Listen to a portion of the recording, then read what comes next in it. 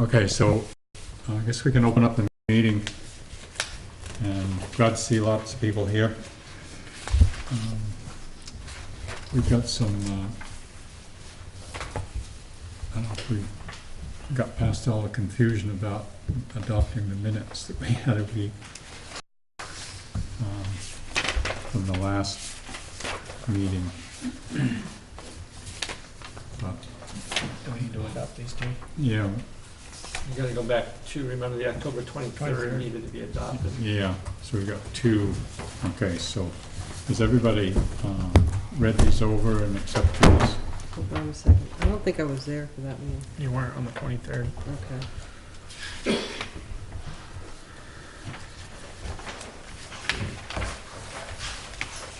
So I would, Yeah, go ahead. I'll accept the minutes for the meeting on the 23rd. 23rd, we just need to, review it. No. So, Hopefully that's I right. was. So I abstain. And Martha, you were there. All So. right, I'll second it. Okay, so okay, those are good. Are you abstaining? Those are adopted. And then last, Are you abstaining? I was in favor. I know. Or do you want to tell her? and then everyone was here except Martha for the last meeting, so accept a motion for that. Motion to accept the meetings of November 5th. Okay. I'll second it. Okay. And you're all set now? Yep. Okay, so those two are both adopted, accepted, those minutes. And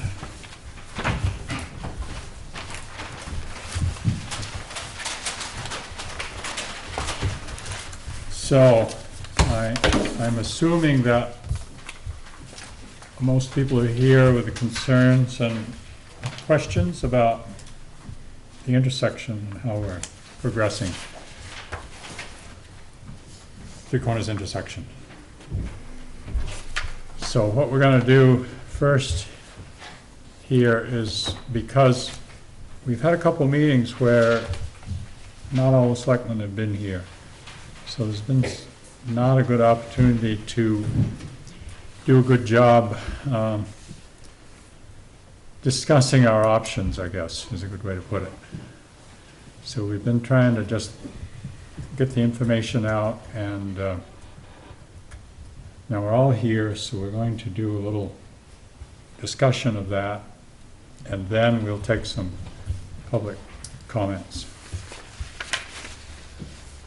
So I think, Dave, if you want to lay out we have a number of different options, basically, of how to go about this, because of the possibility of putting the utilities that are right in the intersection underground and out of sight, which adds quite a wrinkle to the whole project, more than a wrinkle. And so just how to go about making that decision is kind of a question that's before us. So. Yep.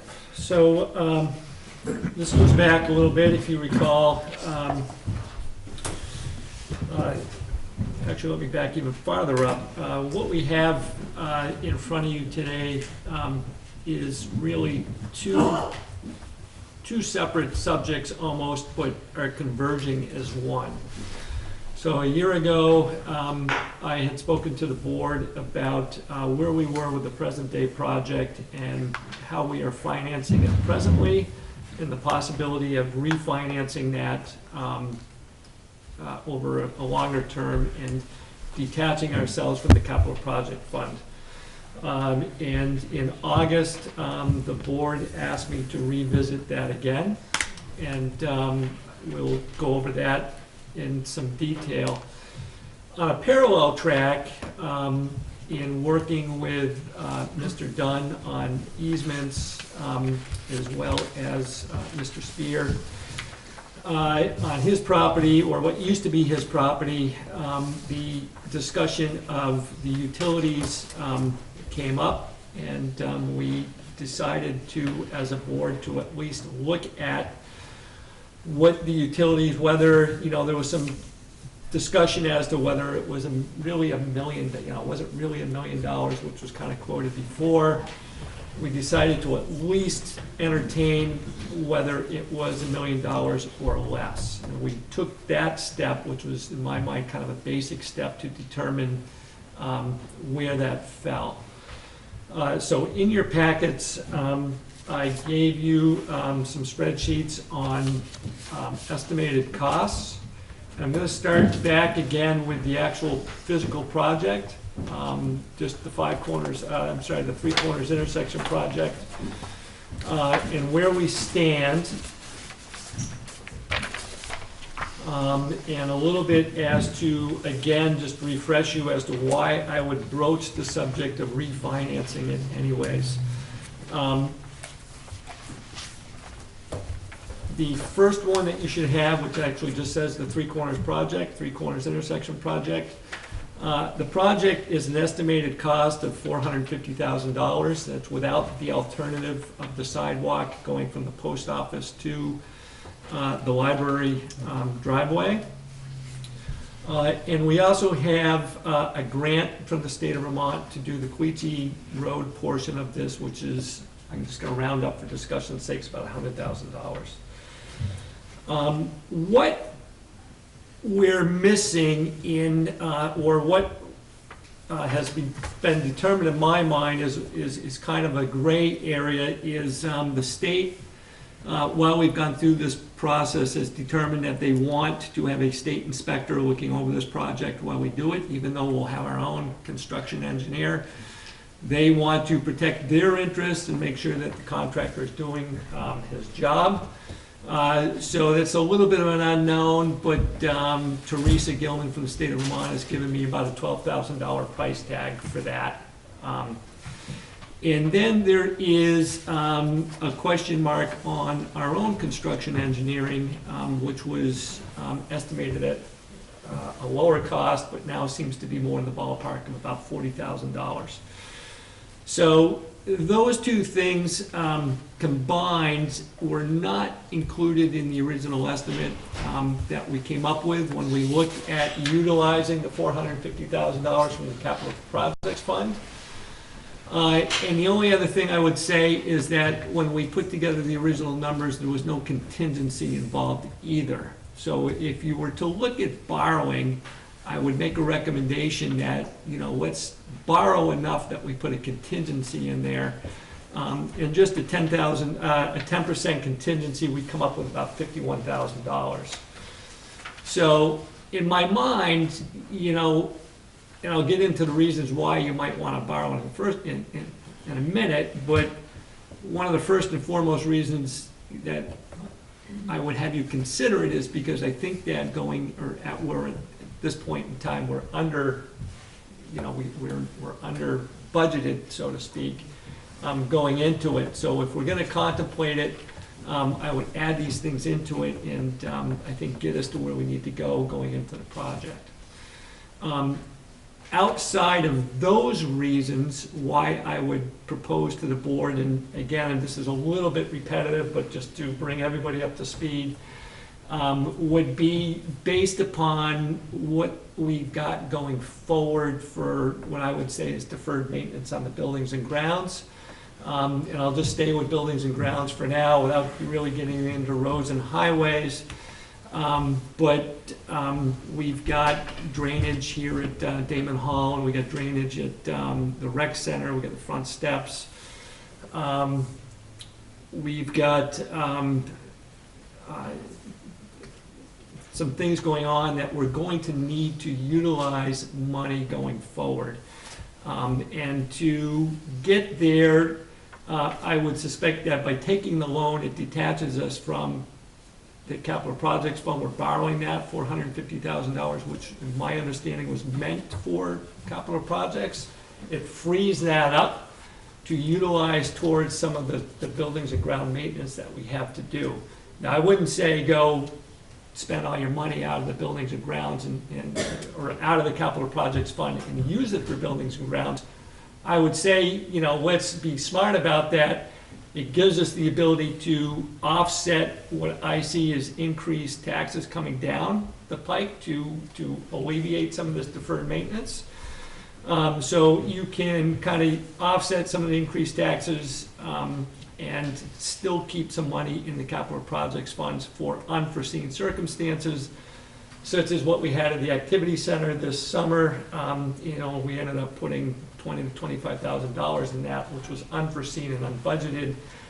It would be nice to go to the voters and say, hey, can we utilize that money for this? At the moment, we can't, because it's already pegged for the Three Corners intersection project. So, knowing those numbers and that spreadsheet, you have a couple different options here as far as borrowing goes. You can borrow from a bank. They can't guarantee a percentage above 10 years. So it's a little bit of a crapshoot. 20 years out from, say, Mascoma Bank, what they would do is they would write a 20-year loan, but they would readjust that after 10 years depending on where the interest rates are. So if the interest rates continue to rise, they would readjust it and we would pay more at that point in time. Or we can bond, which can put us out 20 to 30 years. Interest rate is a little bit higher on that, but is a known at this point in time, and we would get that interest. Mascoma Bank, we're running at, which is also in your packets to go along with this. I'll just stick with the $450,000 number. Mascoma Bank at 10 years was a I don't have my glasses on. 2.75 interest rate. And then as you get into the 20 and 30-year bonding, you're looking at a 3.44% interest rate. And I would just throw that out there for no other reason than throw it out. But last January when we talked about this, the interest rate was 3.14%. It is now 3.44, and I expect that to continue to go up as long as the economy stays good. It is that $450,000. Again, what everybody says is, hey, you're borrowing, you're paying interest rate. You know, we don't want to pay interest. You know, on that, it would be a $72,000 interest expense to us above and beyond the project. And as you get into the bonding, the 20 and 30 years, it increases beyond that. My simple point to all that would simply be between the library roof and the activity center, we've spent $75,000. So, you know, we're going to spend it one way or the other. We've just spent it. If we had money from the capital project funds, we could have spent half of that or none of that or however you wanted to manage it. But the costs are out there. You know, what I'm basically saying is that if you're simply looking at the interest rate and simply looking at that cost, it's a very narrow way of looking at things. My recommendation is you look at the big picture, you look at other expenses that we have coming down the pike, you look at what we have going forward 5, 10 years out even, coming down the pike, and it would be a mix. Certainly, you're right, you don't want to go all loans and pay the interest rate and like to try and bank some money in the, you know, to save up and pay for it. But, you know, we need to kind of look at a mix as to making sure that our tax rate at the end of the day kind of increases at kind of a level, consistent rate. At the end of the day, that's what the taxpayer is looking for, is consistency, in that we don't send that tax rate up and down every year and throw them for a loop.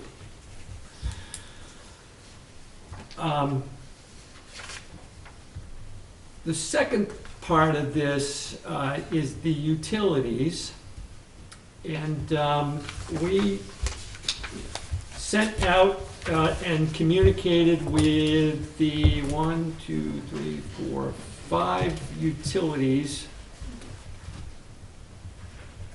that are on the pole, and had them, Green Mountain Power essentially drew up drew up a draft that said that this is how they would like the utility lines to go. And then we sent that out to the other utilities and said, okay, how much is it gonna cost to detach yourself from that pole and put yourself underground, including Green Mountain Power. And that came back as an estimate, and again, I'll get back to this, but I'll put it out as a rough estimate, of $215,000 for the 6 utilities, and that's just labor. And it would be up to us and our general contractor to do the ditching, do the conduit, do the cement casing, and make essentially the project happen. Green Mountain Power and the other utilities would provide the labor and move the utilities itself. In the estimate that I've given the board, I've attached a 15% contingency on the labor, which is about $32,000. And then I went out and said to our engineer, you know, what's it gonna cost to trench this and to lay the conduit? I just remembered this actually recently as I was going back through this. They came back with an estimate, and this is just for Green Mountain Power, not including the other 5 utilities. They came back with $190,000 to do that, but that includes a 20% contingency. So you add that together, you come up with about $437,000 to do that. So I think that from my perspective, that gives the board a pretty decent ballpark estimate as to whether we're enticed or not to do the utilities. I think that it's, the person, Mr. Dunn and others that came to us and said, I don't think it's $1 million, he's right, I don't think it's $1 million. I don't think it's 10,000 either. You know, I think at this point, we've got a ballpark figure which falls, you know, about $450,000 to deal with the utilities. Where I would then give a moment and kind of guide the board would be my experience in dealing with these projects, that is a ballpark figure, a figure strong enough for you to decide whether this is something you want to continue forward with, or whether it's something that, nah, I can't foresee tacking on $450,000 more to the existing $450,000 project. What I don't think that this tells us or gives us enough information is for us to turn around and go to the voters, hey voters, what do you think about $432,000 to do the project, and that's the number we're gonna borrow with, or that's the number we're gonna die with for the project. What's not included here has been communication with the engineer about you know, incorporating this into the design that so we've done the design for the original project. None of the trenching or conduit or cement casing has been overlaid into that project. The bid specs would be done by us and our engineer. None of the specs have been put together for this, which would be an expense from the engineer. We haven't gone out and said, you know, what is it going to cost to have the engineer on site to make sure that it's done correctly? We're still honing in on that from the original project. There are a couple wild cards in the utility part of this that 3 of the utilities anyways have some questions about the design and better ways to maybe do it. And also there may be some other alternatives out there that, you know, we don't bury the entire thing, but we leave the north-south utilities running as they are, which would be along the sidewalk by the mansion, and we bury maybe what comes across the street. East-west. East-west, you know, making it a less expensive project, but still getting maybe the same effect. You know, it's kind of up to the board, but we haven't really dug into the surface. But nevertheless, that's what those numbers are in front of you, and that's kind of what they mean. I also provided to you loan amounts, just as I wouldn't recommend the 30-year loan amount for the $450,000. I wouldn't necessarily recommend the 10-year loan amount for the entire project at $1 million. But you do have in front of you loan amounts in the payback schedule for 10 years at Nescoma Bank, the 20 and 30-year bond at the bond bank.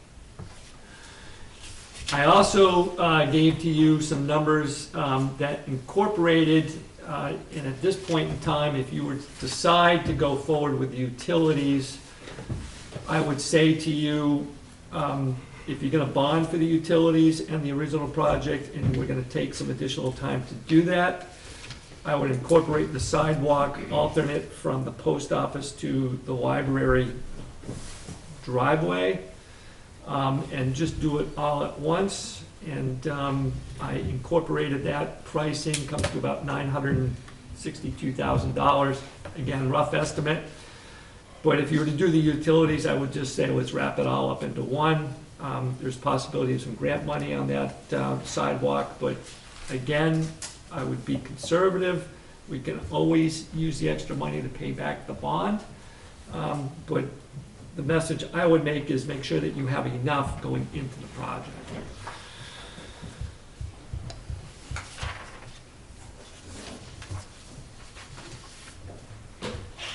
Okay. So I got Okay, so the question for us is how to move forward. How do we want to move forward?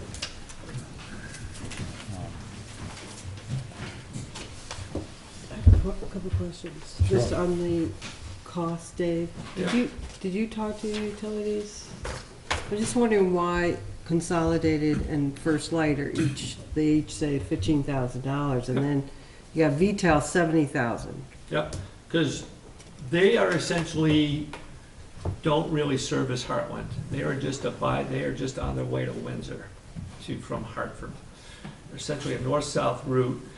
And I actually stuck in the $15,000 for Consolidated, just because that's what First Light was running. Consolidated is actually buried already. That could be a good thing, and that ends up being a zero. Or they're in the way of the design that Green Mountain Power wants to go along that same sidewalk. Again, this is why I think that there's some gray area that really needs to be tightened up at the end of the day, and they didn't spend the time to do that. But we're not 100% sure where Consolidated is actually buried, whether it's under the sidewalk, it's a little bit in the street, it's under the bank, that wall has been put in. And Consolidated used to be Bell way back in the day, and it was buried in the late 70s, actually. They had some incredible foresight. But, Wow. so they came back with kind of a zero. I plugged in 15,000 just to bring them up with First Light. First Light is just running north-south. Where it really gets complicated is with VTEL, who services most buildings in and around the three corners.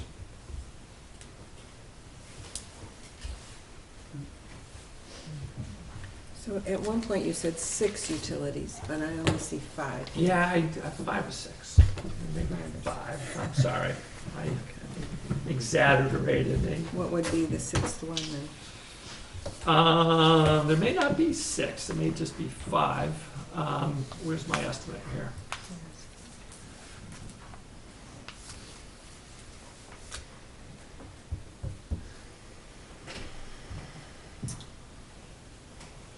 It could just be 5.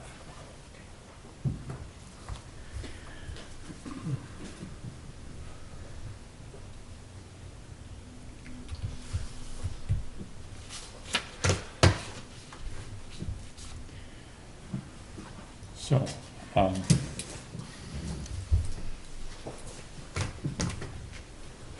Okay. Dave, thanks for doing the numbers for the bonding, and I know that's financial stuff, takes a lot of time. I feel that we should look at this project as a whole, and we've been concentrating just on the intersection, and I recognize that the board and the planning commission has gone through many iterations of what to do with the intersection. And that's kind of water on the bridge. We're doing the intersection. But to enter the project without considering the bury of the utilities, without finishing the sidewalk, and without funding for the green space, both at the Civil War statue as well as the new green space, I think we need to address that. As Dave pointed out, our initial conversations with the utilities have been with individual companies as opposed to putting everyone in a room together.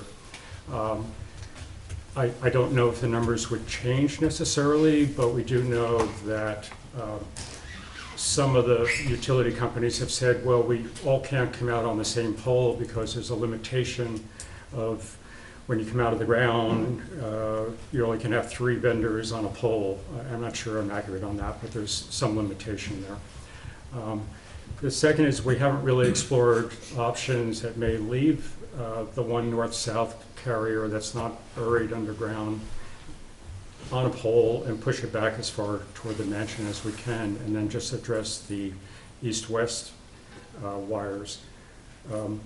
So I think, overall, I think we should proceed. And what I realize is we don't have a solid number for the burying of the utilities. We have a starting number, and somehow get a more solid number for that.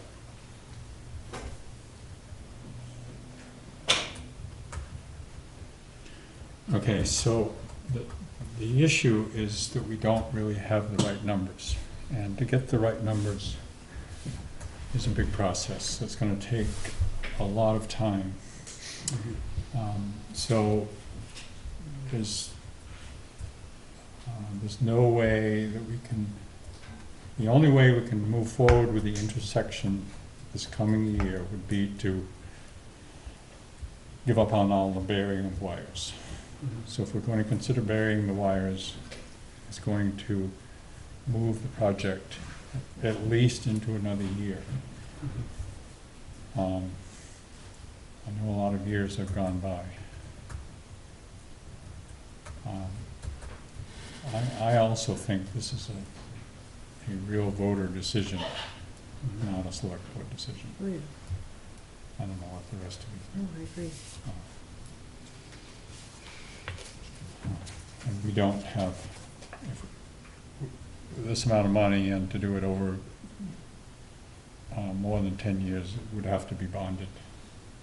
And that would be a town vote, Australian ballot vote. Right.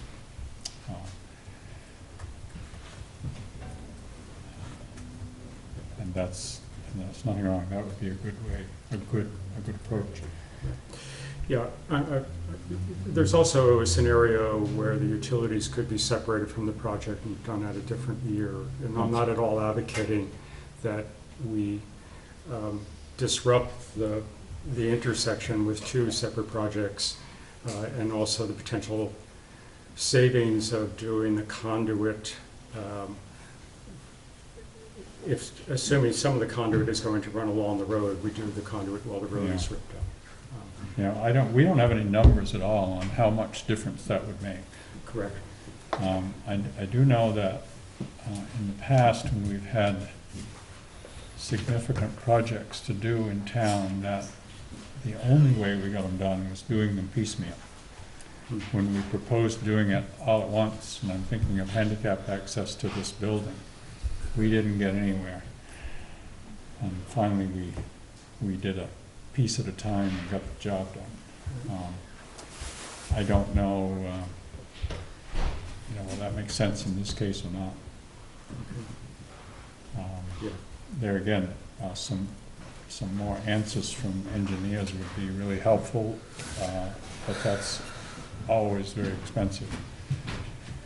There's nothing in here either about plantings or. No, Right. we didn't put landscaping into this because I think we were trying to keep the cost down, and I think we thought that could be done afterwards, provided we left the site in such a way as, speaking of that, the Route 5 around the corner, around the curve,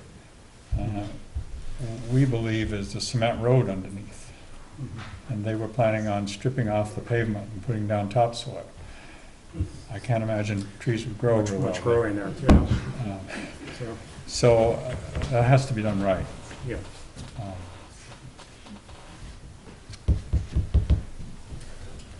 so-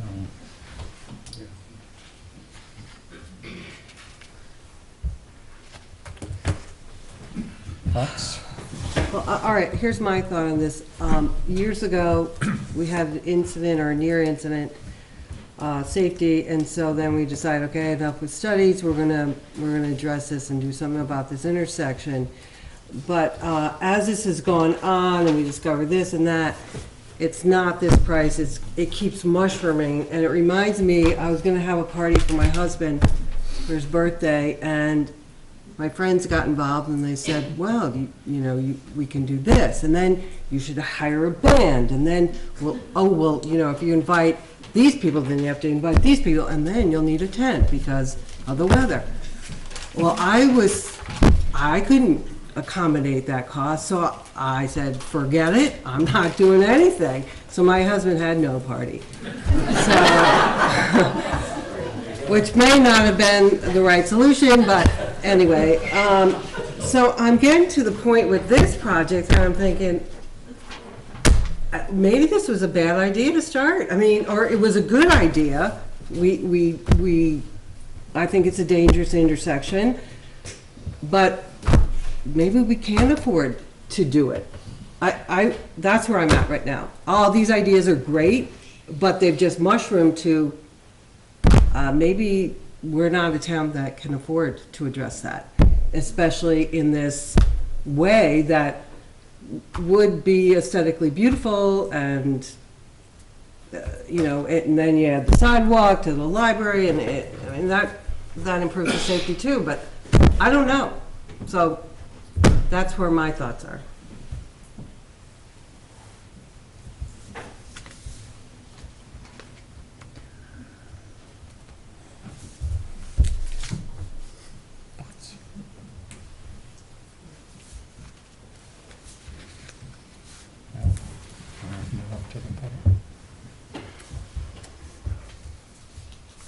Okay, I guess we're ready to take a few comments or questions, whatever anybody has. So, because we need some guidance, obviously. Hold off just a bit, Matt. See if there's someone else that wants to get started first. Sarah? As I sit here and listen, it's a fascinating point that Mary is making. It's at this point, what are we fixing? What's our problem that we want to address? Where does that fit into the town overall? And the lack of substantive information feels like one of the real barriers here. As I'm sitting listening to this for the first time, it seems to me that you can't know anything unless you have the folks who've been designing the intersection, the engineering folks, then all of the utility people in question, all together looking at all of the aspects of this. And then funding questions come to mind. The utilities have to maintain those wires, and they charge us as customers with the infrastructure of their companies. So why would we be subsidizing them by doing all of the cost of making their services safer, more protected, less vulnerable to the need for repair? So it seems to me that some conversations about what the utilities' investment is in upgrading their own infrastructure should be part of any conversation about what cost would be. So, Yeah. and I may be wrong about that, but it's the a first question part that I first. would have. And so it seems as if it would be very difficult to be making a decision as the select board member right now with what you know. Okay, so Dave has some answers for the second part of your question. First part of your question, why are we doing this? We had, like Mary said, there was an incident that kind of came to light that when a young fellow was trying to get over from one side of the road to the other, and We it was a lived here close then. call. I don't know. I wasn't there. So we had a, I guess they call it a scoping study, whatever that means, but we spent $20,000, I think, something like that. But it's pretty obvious. If you're here and you'd like to be over there, there's no way to get there. And vice versa. If you're at the church and you'd like to walk to Damon Hall, there's no crosswalk. There's just no way to get through this intersection. So that really is what's behind it all, is to make it safe for pedestrians. And it's very typical in our country that everything revolves around the automobile, and they could care less whether people can walk from one place to another or not. So we're trying to address that problem, and so that's the basic reason for what we're doing. Go ahead, Dave. So the question of the utilities paying for has been looked into, and as I know it, utilities have the right to exist within the state right of way. They can put their poles in the state right of way and service town. If the project, the road were to be reconfigured and the road was gonna go right through that pole, they could be asked to move. However, when the design is finished, the pole is relatively, from a utilities perspective, the pole is unaffected. The intersection comes together at a four-way. The pole is still there, it's just that the pole ends up in the middle of a green space. So by moving it, and in particularly moving it underground, it's essentially labeled, for lack of a better term, beautification, or you know, it's a different, it's not anything that we can essentially force them to move. So the expense would be on us to do it. If the road was gonna go right dead center and hit the pole, then we can say we're doing an intersection project. It's gonna, we're reconfiguring the road right where your pole is, can you please move it? And they would move it to another portion of the state right of way, but that's not the case here. And I've had, in this instance, looked to the state of Vermont as kind of a cooperative, working partner in this, and they were pretty clear on that, as was one or two of the utilities. We're both, the state and the utilities, had the same understanding.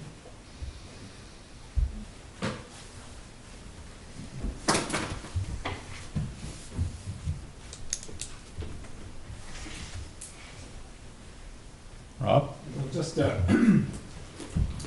detail, I think I appreciate your great perspective, Gordon, but I'm sure we all realize this is probably not one of those projects that can be done piecemeal, because Well, I was referring to separating the bearing of the utilities to the rest of the project, which in fact it could be done that way, I would think. well, maybe you could, I guess. I'm not saying it makes sense. Yeah, I was just thinking that during the period when there's excavation going on and the intersection is disabled and so forth, once the project is complete, it seems much more difficult to go back and then start re-excavating. Yeah. And I guess my only other general comment is, even taking the outside figures that David has provided, we're talking about something 900 some odd. 970,000. That's awesome. And that's a lot of money. But when we needed to buy a house, we couldn't afford that. And so we're paying for it over 30 or 40 years. And in the meantime, we've got a place to live. And I think, $1 million, let's say $1 million is certainly a lot of money. That's not an expense the town could afford this year. But amortized over 100 years? Because they'll be underground for good, and 30 years from now, northern red oaks they can grow 2 feet a year. So 30 years from now, we could have Nice half a trees. dozen 60-foot trees growing there. It would lower the temperature in the village by several degrees in the hot summer days. We can't put them there if there are wires overhead. There's a nice picture somewhere around here with a big elm growing there. Beautiful, Yeah, beautiful yeah, elm. An elm would be nice, or a Yeah, I probably chestnut. won't get them now. The oaks are probably safer. No? Well, my thought is that you seem to think that this is a decision properly for the voters, and if you don't have sufficient numbers to take to the voters, how do we get the sufficient numbers and then take the voters? Yes, we need a decision to approach that method. I mean, just to do that, we need some sort of a decision to decide that's how we go about it. Yes, that's definitely what we've been thinking. So what's the decision that needs to be made? That's a way of moving forward, and we need to decide to do it that way. Yeah, that's what I'm trying to say. Well, I think it's also trying to gauge the temperature of residents. Do they want this or not? Because Yes, absolutely. if people don't want it, then we don't want to waste the utilities' time and Dave's time to get these numbers. So, in any engineering study, we have to pay for. So any questions, we always have to pay for. And then, so we have to decide, well, how much money do we put at this thing? And then to get answers, and then people say, no, they didn't want it, and you spent all this money, and, so. So, yes, go ahead. Yeah, I'd just say from a parent perspective, there's a lot of value in having a safe walkway from the school through the rec center and library. And so I would place a lot of value on this project. And if it's affordable to bury the wires and have it landscaped, it's really, kind of the main entrance to our town. But it felt like there were some options that hadn't been explored about just burying the east-west. If the underground, if burying the utilities could be a more affordable part of the project, I would love to see that as part of it. But it feels like there are some cost-saving options yet to be explored before we can really look at the relative cost benefit of the burying utilities as part of the project.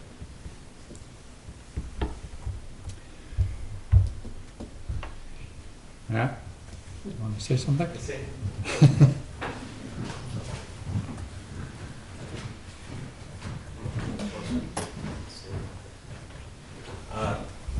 First of all, I want to thank the board for taking the time. We had a conversation a couple select board meetings ago, or a few, about this issue, and I appreciate the time and deliberation that's gone into considering it. As I mentioned before, a number of us brought up the issue of burying utility lines 5 or 6 years ago when this was brought up at town meeting.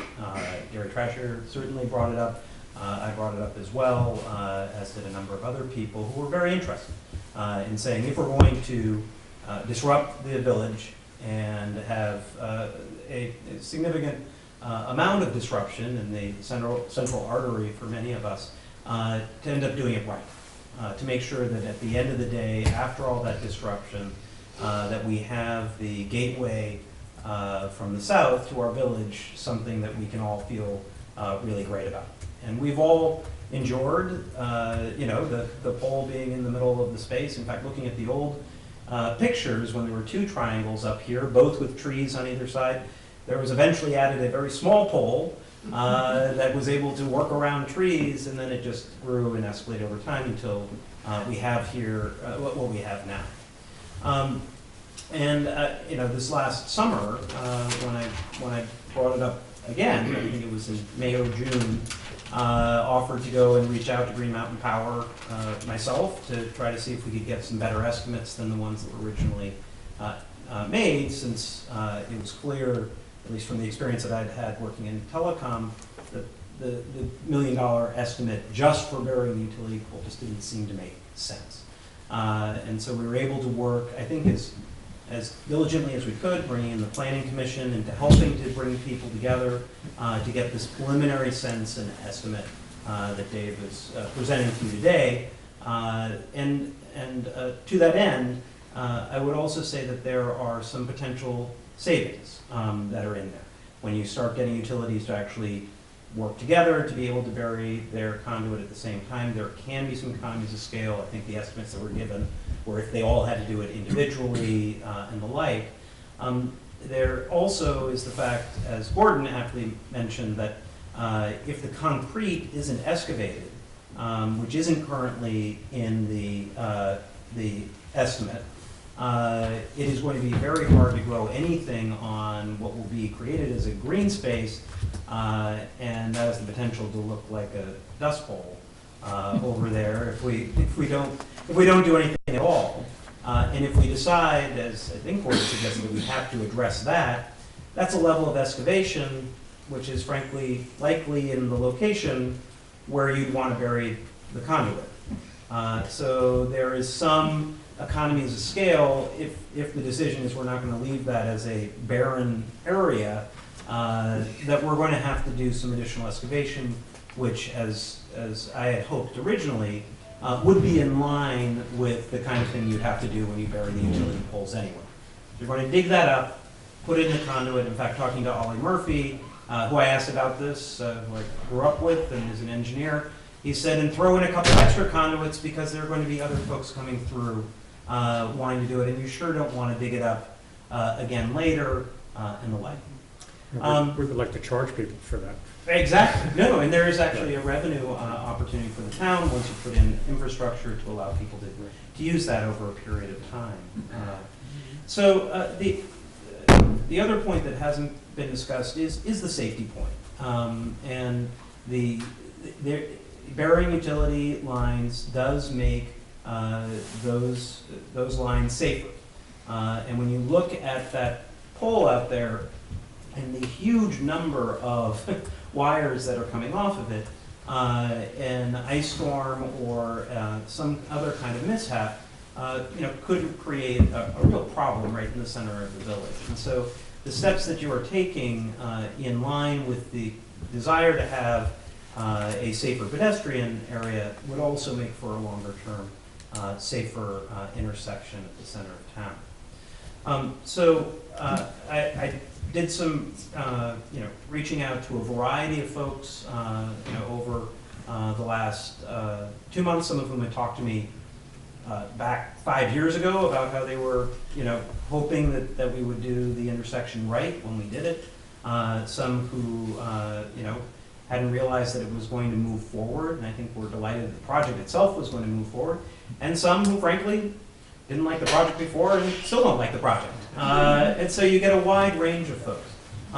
But I would say that there was a large number of people who really were enthusiastic about the possibility of A, doing the project right, that includes burying the utility poles, so if we're going to have a green space, you can actually plant some trees in it and actually use it, and to also bond for it, because this is an asset it's not like buying furniture or even painting something that has a very limited lifespan.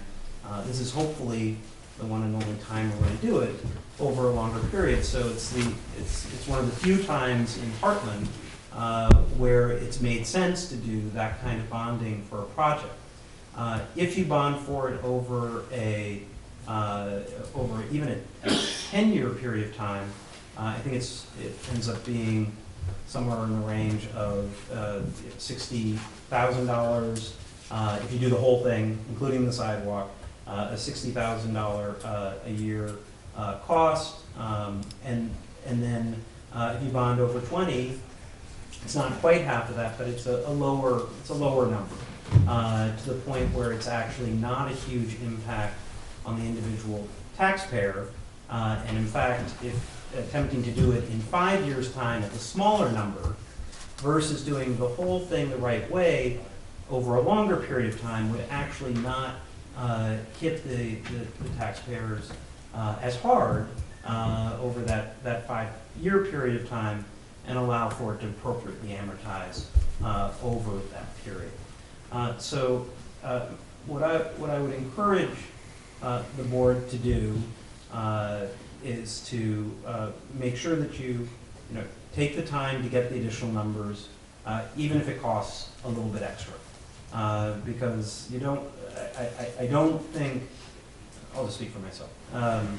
Going forward and not knowing if you could have done it right, disrupting the intersection for a long period of time, and then ending up with something that feels, half done, I don't think will make, anyone happy. What I think we can do is take that time, understand the actual costs, understand the options, because there may be some other options for doing it less expensively. There may be some expenses that you have to do, as it turns out, because of the concrete, and that overlaps with this additional amount of money, and then be in a position to bring it to the voters, to allow the voters to make a vote on bonding for the larger project.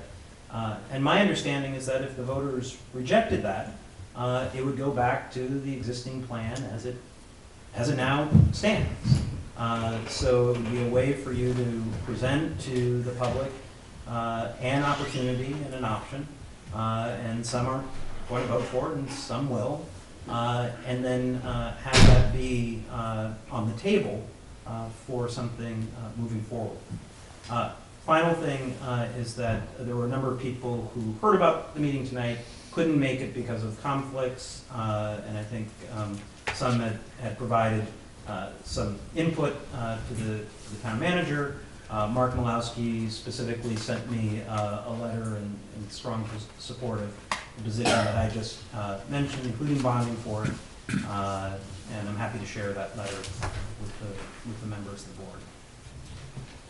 Thank you. Thank you, Matt. Excellent.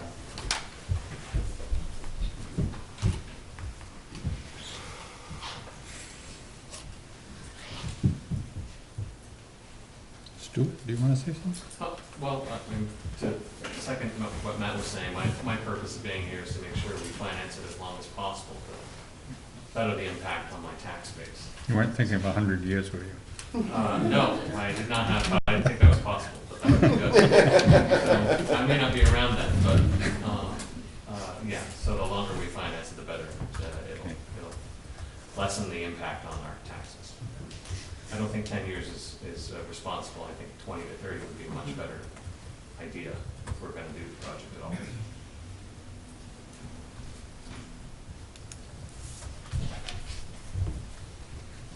More wisdom? Roger?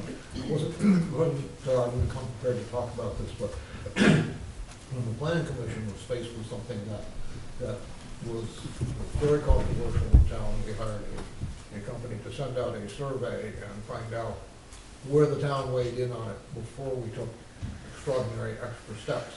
And so I wonder if you have considered that kind of thing. We Get a have. little more feel for what the town as a whole thinks. Not exactly, but we have considered just bringing it kind of at this stage to town meeting and saying to the voters, we have an estimate that's so-so. Should we move forward and get a real estimate? That we have talked about, which would happen in March. That we haven't thought about a survey. Suppose we could do that.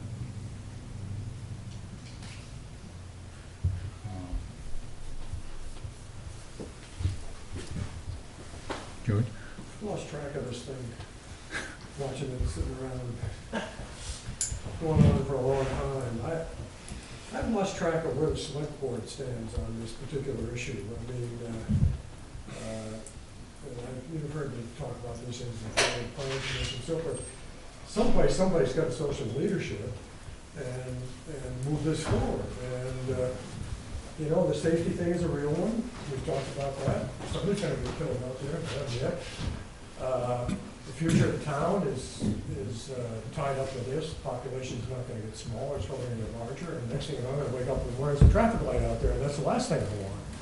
My wife sent me down here saying, damn it all, get them to reconsider the roundabout. Everybody knows that I've been thinking the roundabout's the greatest thing in the world for this thing, and I think there's a lot to be, to come out of that would be very good in terms of a lot of the things that are not, we're concerned about, noise and safety and all that kind of thing. But I don't know, Gordon, and the rest of you on the board, I just have the feeling that the board is going to give a little leadership more than just have it feel to the rest of us like, well, it's going to be kicked over for the board.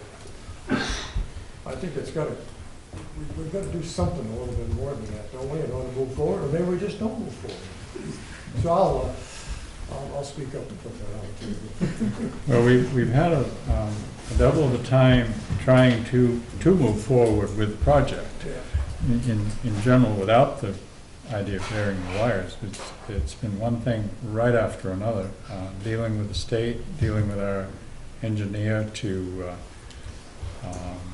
get all the final plans and getting the easements that we need here and there. All that stuff, it just seems to take forever. And now this is another kind of curve thrown in here that we didn't necessarily think about a couple of years ago. I don't know. Other thoughts, comments? I just have a question, Gordon.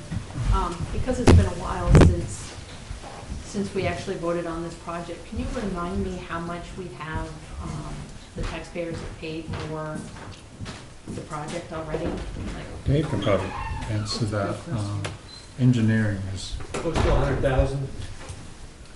But I mean, what has the taxpayers saved? Like, I know we agreed on paying a certain amount in the capital reserve for this project. So let me just clarify. So, and it may have become a little bit unclear when I went over the budget numbers. So you voted, so $450,000, just work with round numbers, $450,000 in the capital project fund. You spent $100,000 on engineering, so you have $350,000 left. It's a $450,000 project. You've only got $350,000 in the capital project fund left. However, there is the $100,000 grant from the state of Vermont to offset Queechee Road, bringing you to about zero. So right now, you know, you're kind of within the lines. The three things that I pointed out being the construction engineering, the state engineering, and the contingency, I add because I have come to the board and advocated looking at borrowing over a period of time to free up the capital project money for buildings and grounds and for other things. So at the moment, you know, it's still kind of within the realm of things, I think, of the original estimates, but there's a couple items that have become questionable, and in my advocacy to borrow, I'm saying you should borrow enough to also offset those unknowns. Does that clarify it for you? I understand that, Okay. but my question was more of the, at the time we voted it in, we also voted to put in like 5% of our, the taxpayers to add to the capital reserve for this project specifically.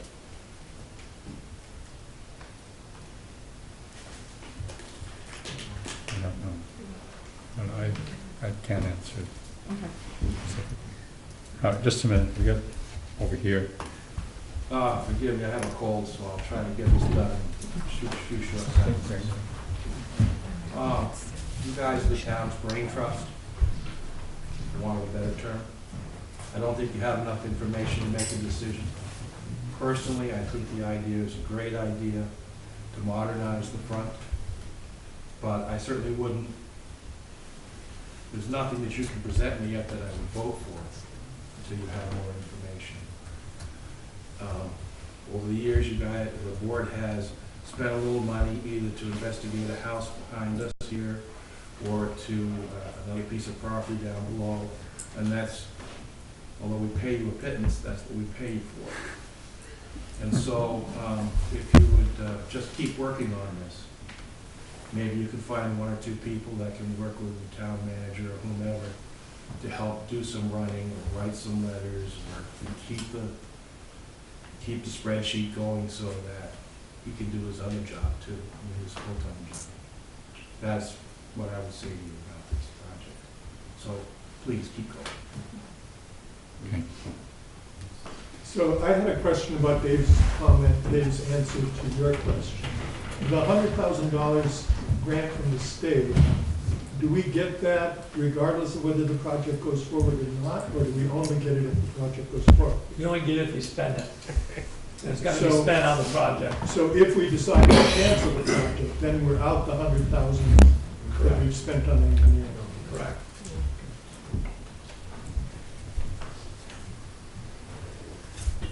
Sure. Hi, Gordon, Bill here, Bill next door. Oh, hi. There's nobody in town that this project is going to affect more than me. And I know that you have all worked diligently trying to put this thing together. And I know that. I've been in conversation with David regularly on this project. I was speaking for Mr. Spear before, but now since I bought the property, I'm speaking for myself. And it's like, please don't do half the project. If it has to do with pedestrians, then make the sidewalk all the way. You can't have a sidewalk on one side of the road and not on the side of the road where most of the pedestrian traffic will be. You can't have a pedestrian walk from the bank across the road, that whole intersection, walk down the sidewalk, and then come back across the road to go to the library. It's insane. You know, do it as a project, please. It's going to inconvenience me. It's going to be a horror show down there. When you're digging the roads up, moving poles. But we were presented with a project that had green space, some trees, some flowers, fences, room for pedestrians or a picnic lunch. Let's leave it that way. Let's build it that way. It's $1 million. It's our whole town. Let's build it right the first time, please. That's all I would have to say. You know, I'm supporting that 100%. Do not do the project just because we talked about it and we had a plan, and then 2 years later go tear up all that tar and move all that stuff and put conduit in the ground and then do it again, or do the sidewalk on the other side of the road. We have the opportunity to do it once. Please, let's do it.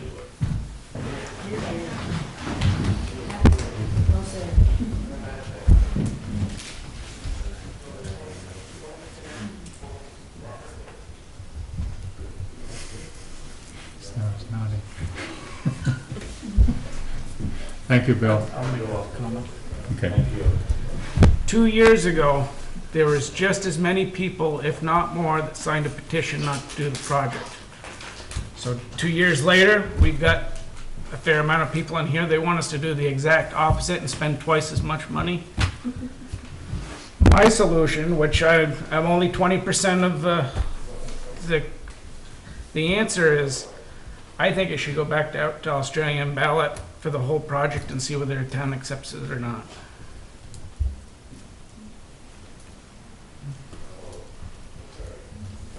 Joe? No, I was just thumbs up. Oh. Are you agreeing? Sheila? Yes, okay.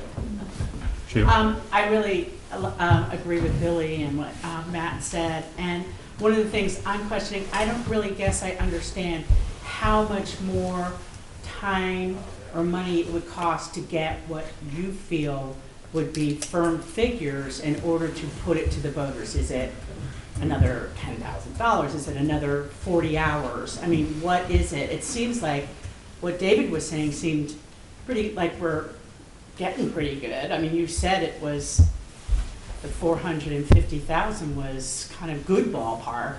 So what would be the stop of just getting that and then putting it to the town? Well, it's probably not that simple. Dave, you want to elaborate on? So I would hazard an estimate, I would say maybe, I don't want to go too low, at least 10 grand just to plug the engineer in and sit them down and go over it. And again, as I said, as I started out in the beginning of this, during the easement process, Mr. Dunn brought this up. I've been working with Mr. Dunn since July, I think in earnest. One utility still hasn't completely completed their answer to us, but I would say a couple months. I think what I would tell the board is that I don't think you're going to get the magical answer by March. I think that if you want to do this and take a step back and do it right, I would look at going through next year and bringing these people together and looking at this and bringing some people on to maybe help us achieve that in a timely manner, and then go forward. And I'll be honest, it's one, but the problem here a little bit is that we're completely at the end of the road on the original project, and we're kind of picking up this other one at the beginning. So it's kind of like, we could have it done and kind of move on, but it's all, if it is to, and I think it needs to be a conscious decision, and I think that's kind of what I'm pushing the board for, is give me some sort of a conscious decision, kind of where you're leaning here.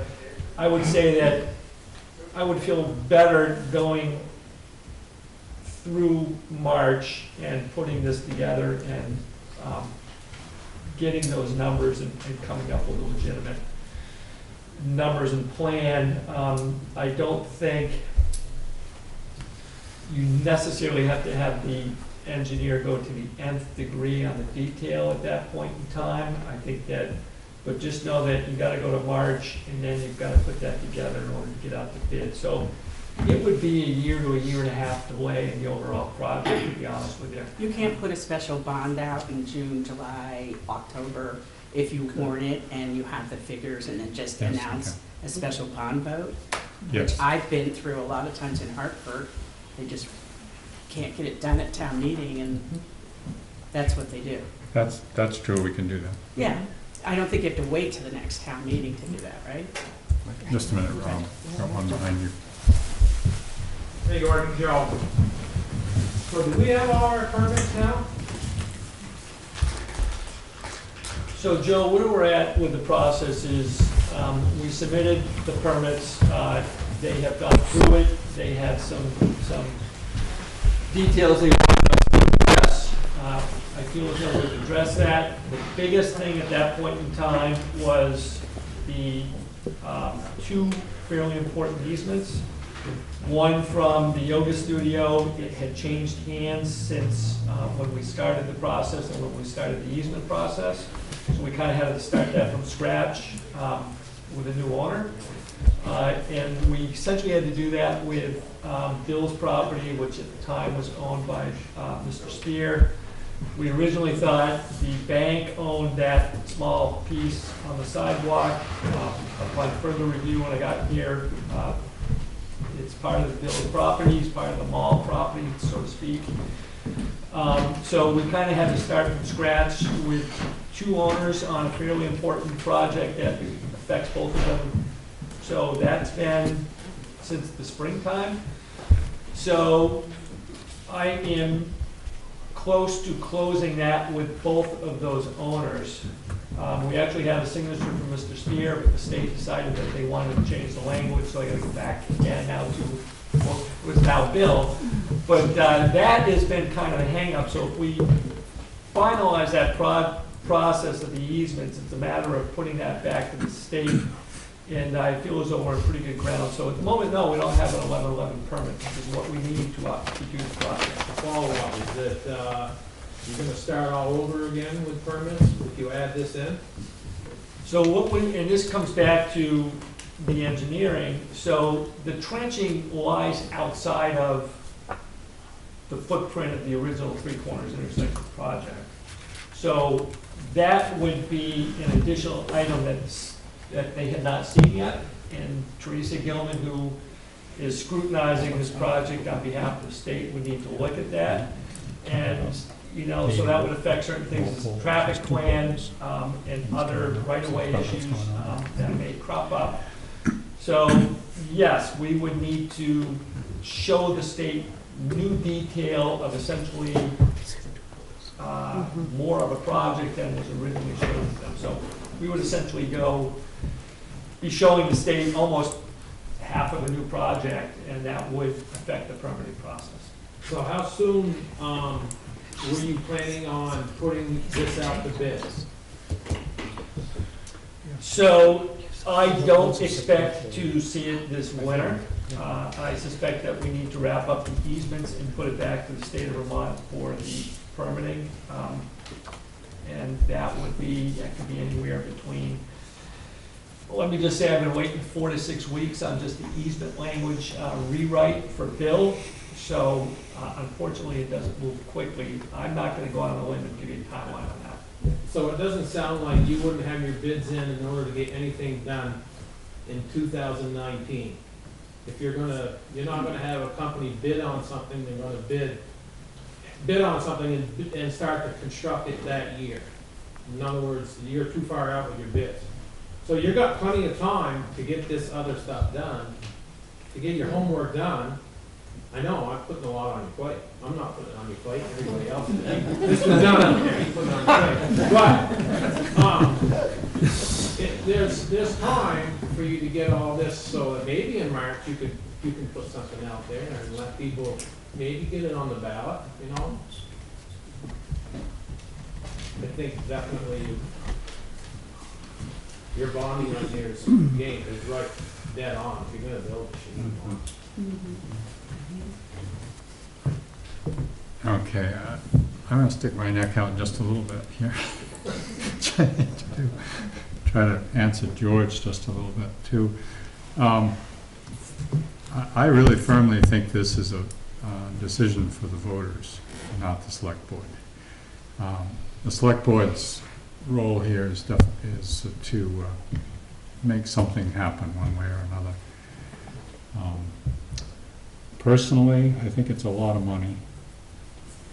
I look at all the different things that we have going on in town, and I'm not talking about the whole project, as Mary mentioned. I'm talking about the utility half.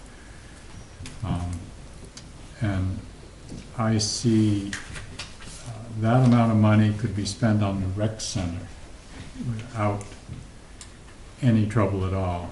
I mean, a building that's falling apart underneath us. Dave made me a list. It's probably too long to read all the different things that we need to worry about. And I'm not going to read it. But we do have a lot of issues in town that we don't expect to fix everything all at once, and nor should we. But the state's coming down on us with more rules about the road because of silt getting into the brooks, and so we have a little map that I guess two rivers put together that's got red marks on it that are areas that need some sort of ditching, either grass ditches or a lot of them are stone line ditches. And those little red marks cover about half of our roads. Somebody has to pay the bill. So I'm a little concerned about spending this much money, but I'm willing to pay my share if that's what it comes to, if that's what other people say. Just a minute, Bill, I'll get to you. don't know what else I was gonna say. Yeah, I guess that's kind of the point of what I have to say. Bill? So I just wanted to say, if we bond this project, and it costs us $60,000 a year as a town. A little more than that, I think. 70, it's a little higher, it's 70, Or close to 80, isn't it? 77. Yeah. Okay. Well, like 80. But that's for 10 years. Yeah. It would be much less. So if you carry it out Yeah, 20 should be years, 30. it's $60,000. But it frees up that $450,000 that we have to do the projects that you're talking about, Gordon, without having to borrow any money. That's We true. borrow money for the big project, and we have the money in our capital reserve fund to use for the more manageable projects that we can allocate that money towards in our town, let's say penny cash, to do those projects. So that's my thought.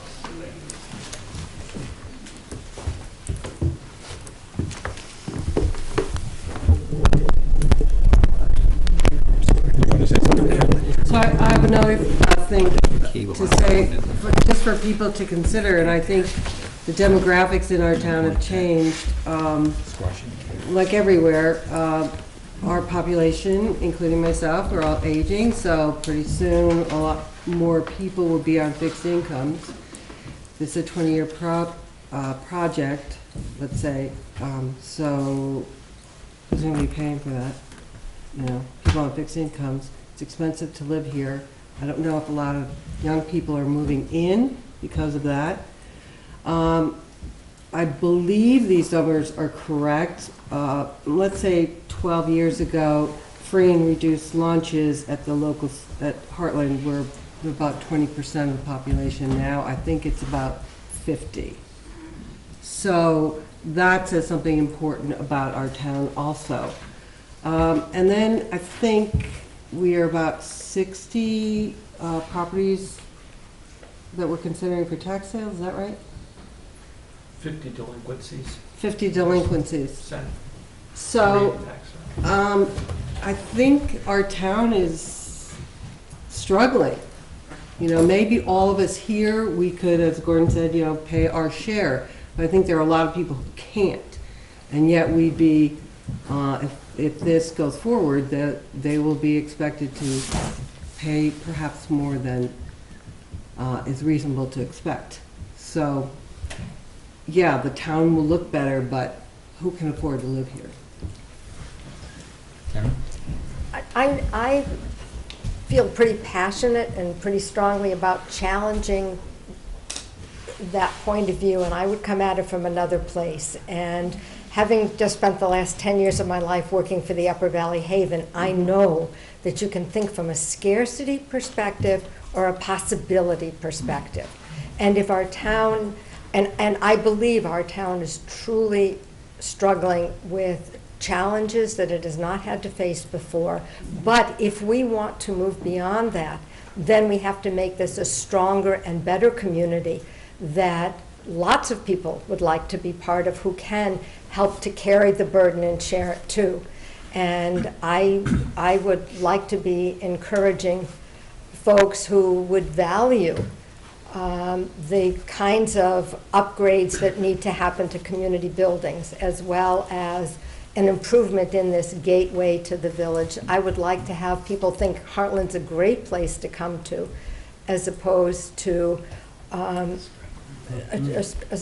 always struggling. So I guess that's my perspective, is if we can think from possibility instead of from scarcity, we will help ourselves.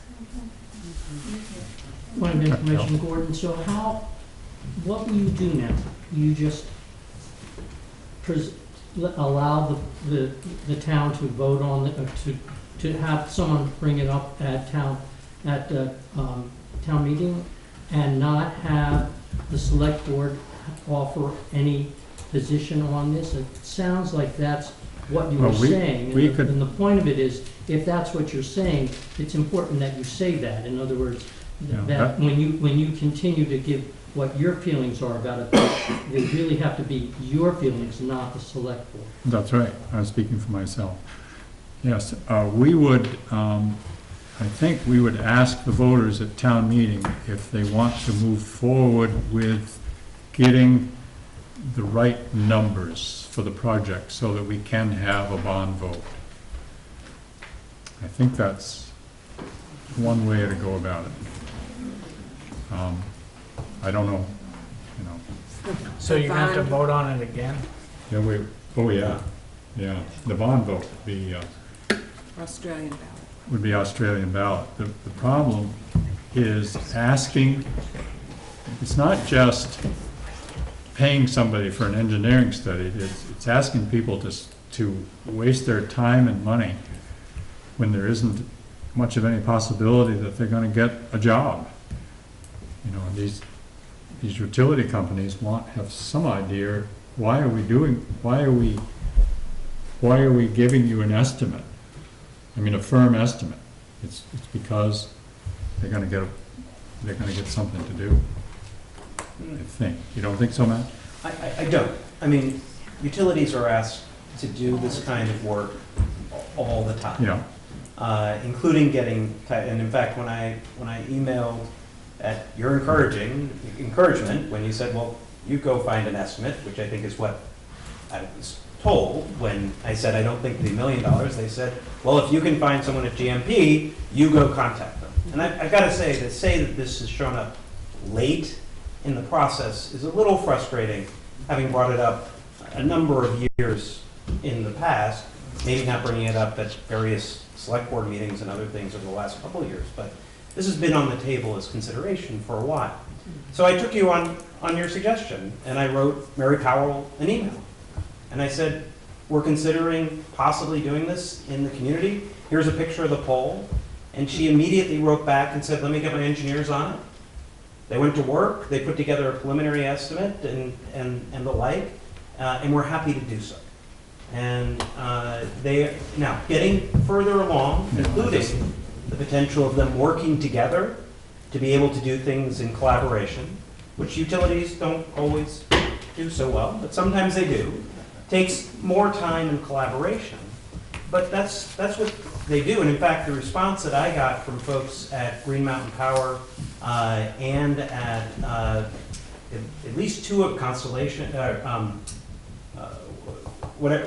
First Light, and others, is they said, we would love to be a part of putting this together and making this happen. And I don't think that was just a nicety. I think they were saying, look, we want to be a part of villages looking as good as possible. We want to be able to deliver our services in as safe and sustainable a way as possible. They would love to have one fewer pole that they have to climb during an ice storm when they have to reattach it because it's already safely buried underground. So I mean, sure, it's going to take time and energy for them to come together. I'm more concerned about Dave's time because Dave's got a lot on his plate and, as was mentioned, doesn't have a whole lot of help with those things, which is why I was happy to volunteer my time and energy and why we got the Planning Commission involved as well to bring those folks together. So I think that it is completely reasonable as the town is trying to consider whether this is affordable, what the actual number is, understanding whether or not you're going to have to dig up that concrete anyway, which would reduce, which would increase the cost of the original project, right?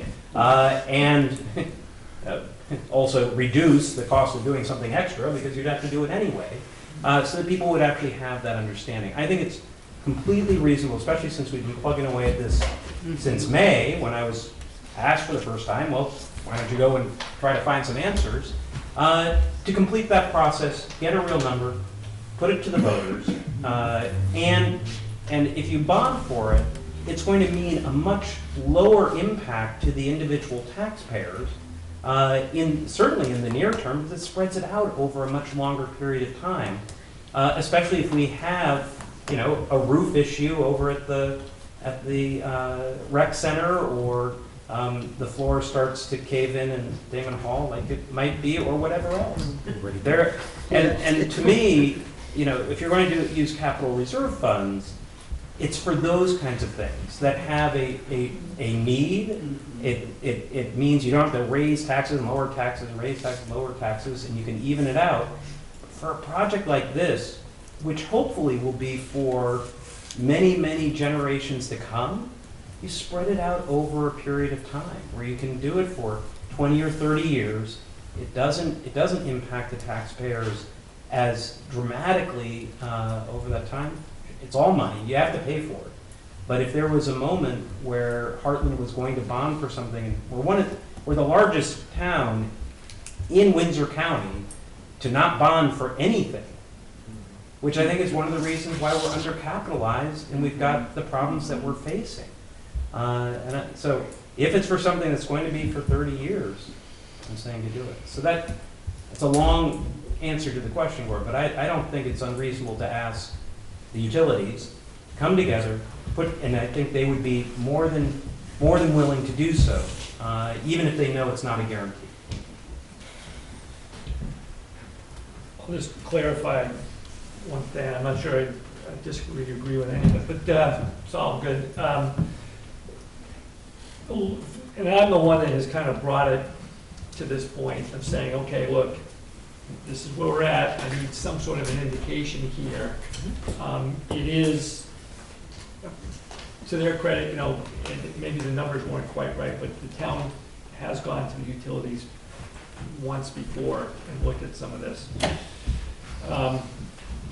Bear with me. Yep. They've all, in the communications that I've had, they've all said, look, we've discussed this. This is the answer. This is kind of the problems that we ran into, and you know, it kind of went from there.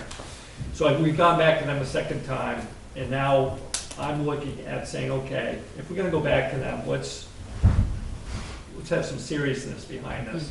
Let's come at these people and say, okay, we're actually interested in, you know, we're not just interested in an estimate, we're not just interested in, you know, let's sit down and hash this out and have a real good conversation, spend some time on it. And I want to make sure everybody's has a vested interest in taking that step. The only other thing I would add to that is that it would, in my mind, most likely push the timeline back, although Joe said we seem to be going there anyways. But I want to make sure that, you know, I answer to, you know, absolutely. I'm not just out, you know, holding it up for another year and a half because all of a sudden I want to look at utilities. I want to make sure that there's a, you know, I have a consensus as to where this is going, and that I do believe that there would be expenses for the engineering aspect of this from VHB, whether we decide to you know, to continue moving forward. And I think that if I read the board, my board correctly, as we reach $100,000 in engineering costs, I think that part of what I'm getting back is, you know, enough of the engineering. Let's, you know, let's move on with the project and see a resolution to this. So I think that there needs to be a conscious, you know, moment here that we have hit that $100,000 mark. We have a nice drawing in my office, yet still it sits. So I think that as I sit here looking for guidance on this, certainly everybody's man hours is half of that conversation. The other parts of that is, you know, do we want to spend the extra on the engineering? Are we comfortable with prolonging this? And, you know, do we feel good about that step? And I guess that maybe is where we are at the moment. Just clarifying. Sure. I guess since three of my colleagues stated somewhat their positions and feeling and direction, I wanted to just say a few more things. It really feels like everyone in the room is in agreement that, yeah, Martha, you're next. That the bonding is the prudent way to go. And it's really just a matter of 10 years or 20 years or potentially longer. Okay, short of 100, I think was. The second is, I spent a lot of my life running large projects. And I found that it was always difficult to come back and ask for oops, I forgot something. I forgot the greening in the space, or I forgot this. And this project, I think, represents an attempt to be thrifty and to do what was the immediate project of the intersection. And I think we now have an opportunity to do the project as a whole. Many of you have made comments about both the stress on the community from when they open their tax information and see something go up. But at the same time, I think it offers a chance for us to have a gateway that has benches and someone can go and have their lunch there or whatever. So I'm looking at it as a step toward building Hartland. Next we get a better rec center, activities going, and so on and so forth. We also didn't mention that P word, the parking piece. Some in the room have been brought to the board. They're concerned about that. And again, we need sidewalks because we've been looking at parking options down by off the road to the library at the barn. So I think, again, there's potential planning commission work as well as the real getting to the bottom of exactly what we're talking about with this project. The work has to be done, and I'm certainly willing to sort of pursue some of that work myself. So.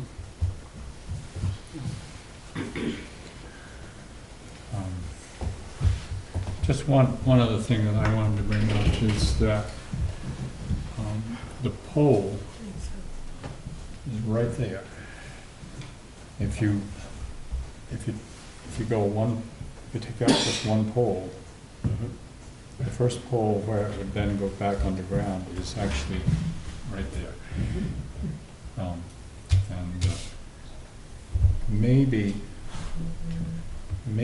if we take some time to think about the whole thing, the idea of burying the utilities, that it'll come out a little different than that. Maybe, like we said, maybe the wires that come up alongside of Route 5 can hop over to the Queechee Road without being buried. And the main thing would be to get rid of that pole and to bury the ones that are really visible right here, which might take you one more pole that direction. Something like that. And I took this picture in Woodstock, and you can just kind of, Matt, you can just pass that around. That's the lines going back underground again, right near the little park that has a cannon in it, in Woodstock. And the important thing in that picture is there's a tree in front of that. It's a really rather ugly thing where it has to go on the conduits back down the pole and underground. And I think out here there wouldn't be a place to plant a tree because it's so close to the road into the plaza. So it might need to be. But if we're going to do this, we need to do it in such a way that it comes out looking good. That's what I'm getting at. Yeah. Don't disagree. Yeah. The original proposal, as I was bringing it to GMP, as you know, was to keep it within the footprint of the actual intersection where the disruption and the excavation is going to take place anyway. But it's worth taking the time to at least think about this. Yeah, needs to be planned. I was in Marblehead, Mass, visiting a college friend earlier this week or last week, and his wife is a real estate agent, and they're arguing about burying the utilities on the side streets, never mind the village itself. Right. So everyone's got a different perspective, and maybe a little bit bigger pot of money too.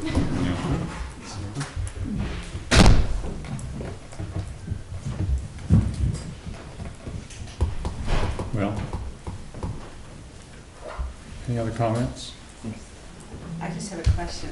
Like, where are you going to go now? Like, what's your decision? I mean, I really feel like that's really important. Like, the idea of just throwing it out at town meeting kind of without really good information, and some people are hesitant to talk or raise their hand at town meeting. A lot of people can't go to town meeting, and I find that just gets a little bit nutty personally. So I don't really like the idea of just kind of floating an idea out there. So I don't know what else you would think about doing, perhaps. That would be a little bit more concrete and with a nice packet of information and ways that people can make knowledgeable decisions.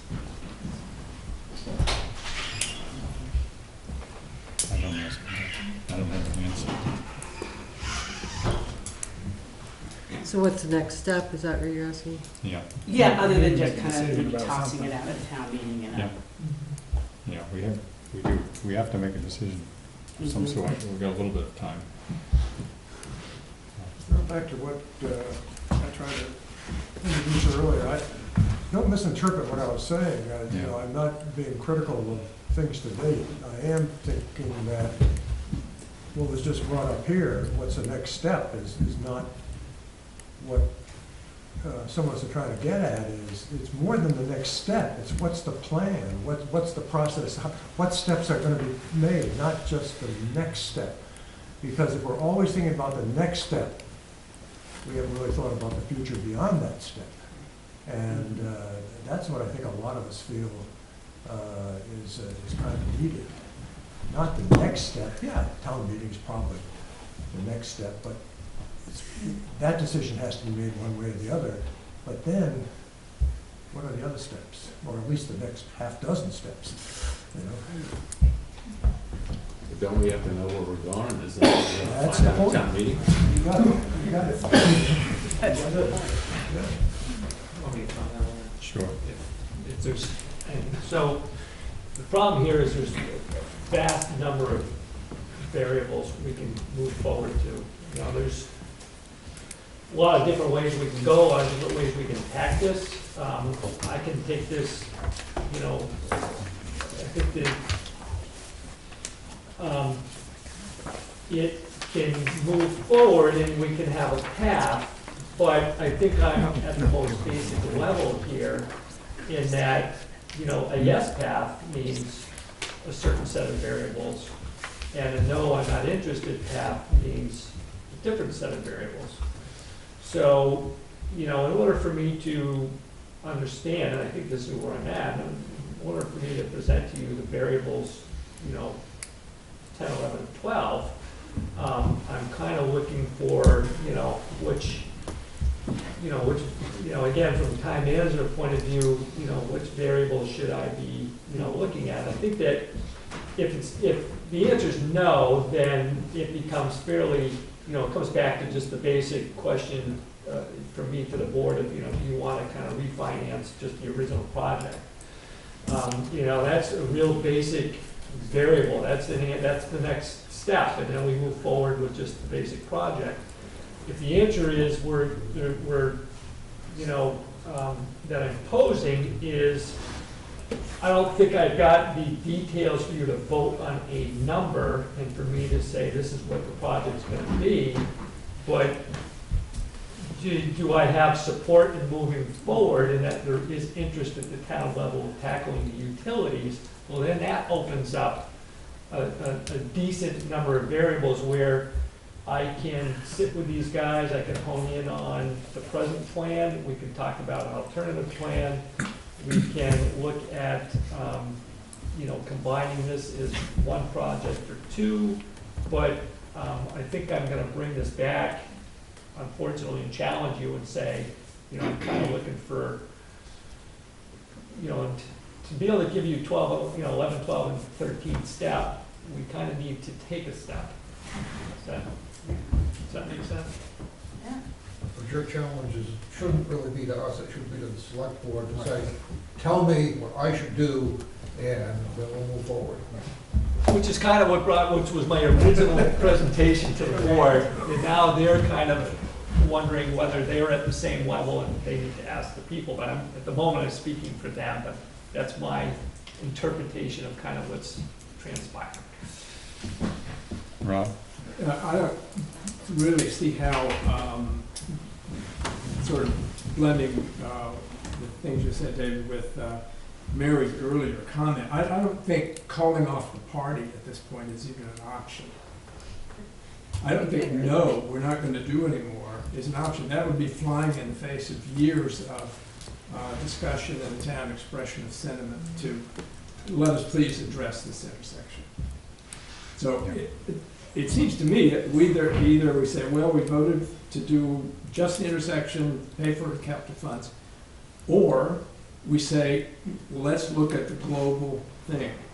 As Matt pointed out, the buried utilities did not just come up.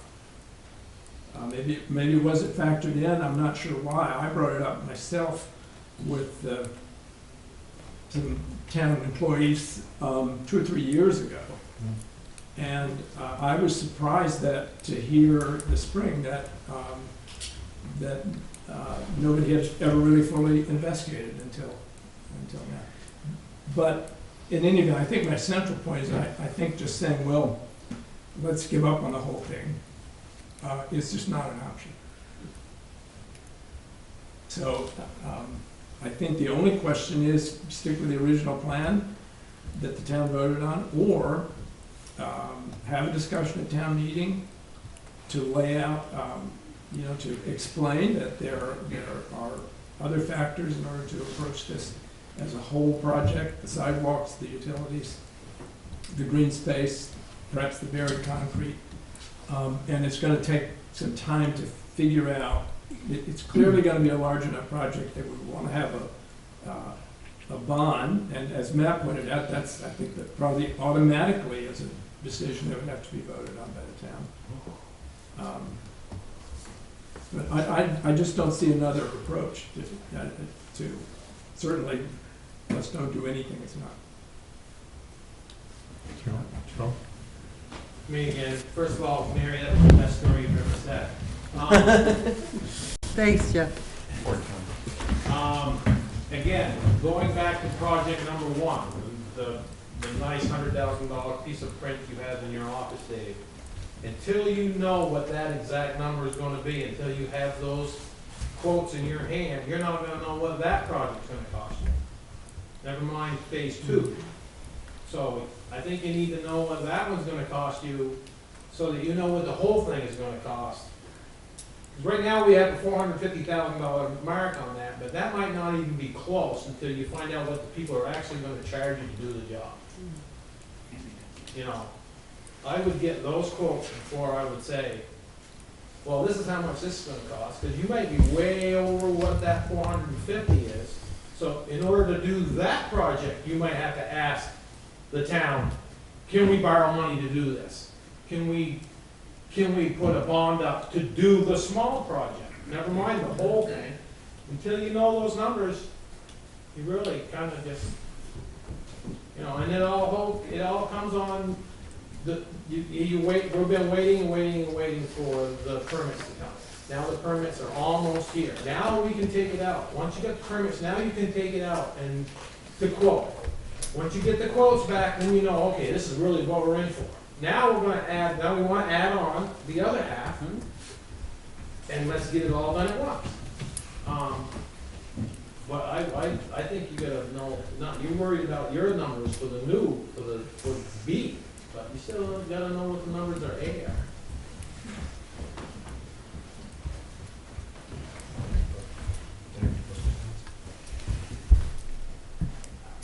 I'm actually here for something else, but I still have some thoughts to share. And what I'm hearing is that this project has grown to be at least twice as big as we originally thought it was going to be as far as cost goes.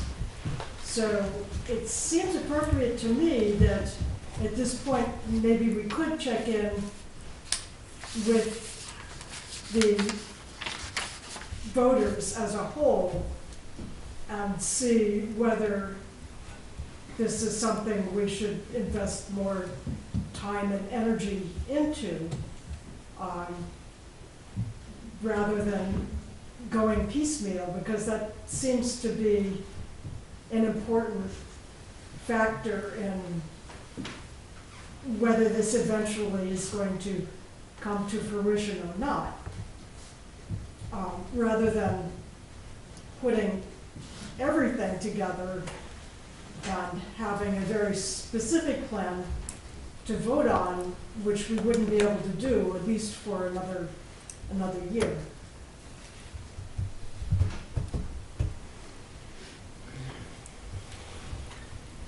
Yes. Hi, I'm Dave Dukeshire. I think the board knows I perfectly willing to stand up and make a fool of myself. Done it a couple of times. But I would advocate for this. I would argue for it. I would participate in any effort to get public information out. I've lived in town, like many of you, since I was 3 or 4 years old. Some of you will remember when my folks bought the Persons place. And, oh my goodness, I think of the walks I've made up from that place as Legion to go to scout meetings or to come up here and participate in the town. And I look at the kids now coming up from the grade school, kids getting off the bus, the wires. This is really not a very safe place for kids to be walking around. In fact, tonight someone was going across a crosswalk as I came around the corner. Unfortunately, I saw them because they're wearing a dark jacket. And so not only do I think that we really need to change this, we also have some parts of the town, buildings that are barely standing up. To revitalize the downtown requires some effort. And I think that doing this intersection and looking at pedestrian traffic flow and doing a bond that goes over 20 years, I think is a responsibility of the board. And I think, and I mean this in its very best sense, from this meeting where we're sitting here, I hope you're hearing that we want you to make the effort to do this. That this is something that I think we rely on you to bring the expertise in to make this kind of thing happen. I know there are people in town who might volunteer to help you. I certainly would help. But this is something that has to be done. I think it's an important part of growing the community. Hiram Allen's not here. If he were here, he would stand up and talk about when, I've heard him do it, but he would talk about how the common was dirt. So the town changes, things progress. Route 12 is no longer a dirt road going up to Route 4. It has been like that, you know, in 60 years, but once it was. And now it's our turn, our time, to take a look at this thing, get out in this intersection, and bring it up to a modern standard. And by doing that, I think we make the town a little more attractive place to be, and nonetheless, we make it safer for the kids to walk around in. Thank you for listening to my sermon. I appreciate it very much. But now you know how I feel about it.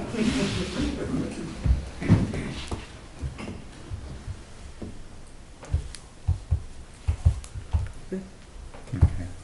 You ready to say I think Mr. Dukeshire did a good job of saying it. I agree with Sheila. I think just to sort of have a wishy-washy thing at town meeting is not where we need to be in 4 months. Something more concrete.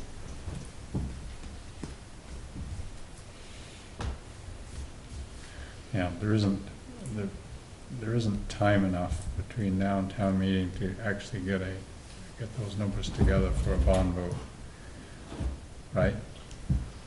It's pretty tough. We got budget to go next Monday and through December, so. Yeah, and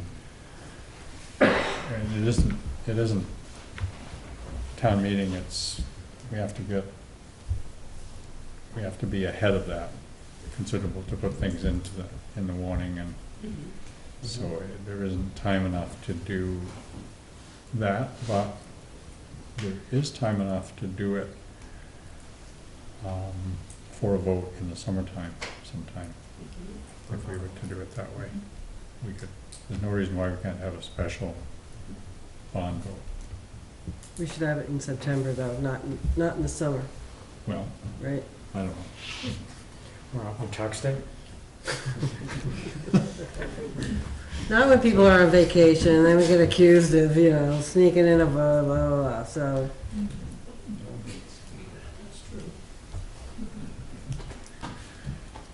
Okay. I think we got our, thank you very much. Got our Marciano. Thank you very much for coming. Really appreciate your input and your time. Thanks, Matt. Add an adjustment here to the. Yeah, to the agenda, we just need to speak, try to keep it brief about the recreation center ban. And I've got a couple appropriation things I just need to run by the board. Well, another adjustment is Roger's here. Right? Yes. That wasn't necessarily my adjustment. No, I want that on the record. That is an adjustment. Yes. Roger's here. Oh, Roger's here. And Laurel's here. Yes, but he wants to speak about the bath stuff. So that's an adjustment to the agenda. Okay. Laurel might be able to, I think I can solve that. It's about $1,000 for the electric charging station. She can solve that this evening.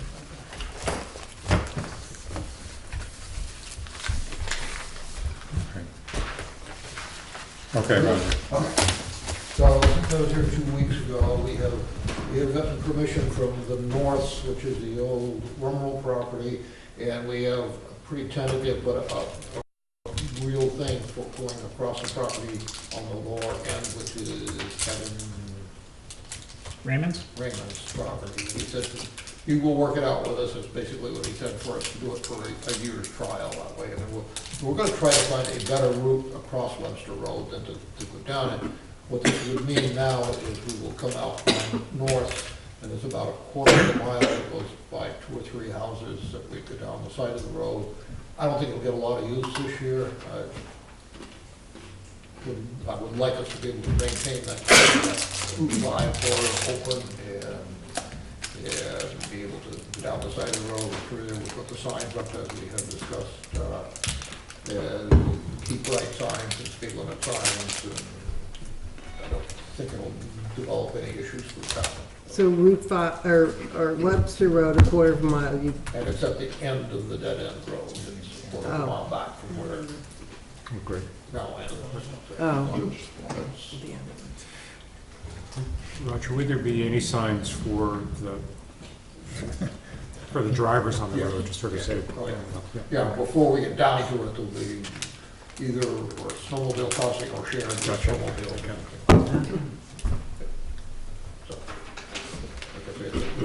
Fairly common thing. Do we need a motion? Yeah, just I don't know that we have authority to do this, but if we don't, I don't know who does, so. Yep. I don't see a problem with it. I'm very much against snowmobiles on town roads, but it hopefully will be temporary, and this is a dead-end road that has very little traffic.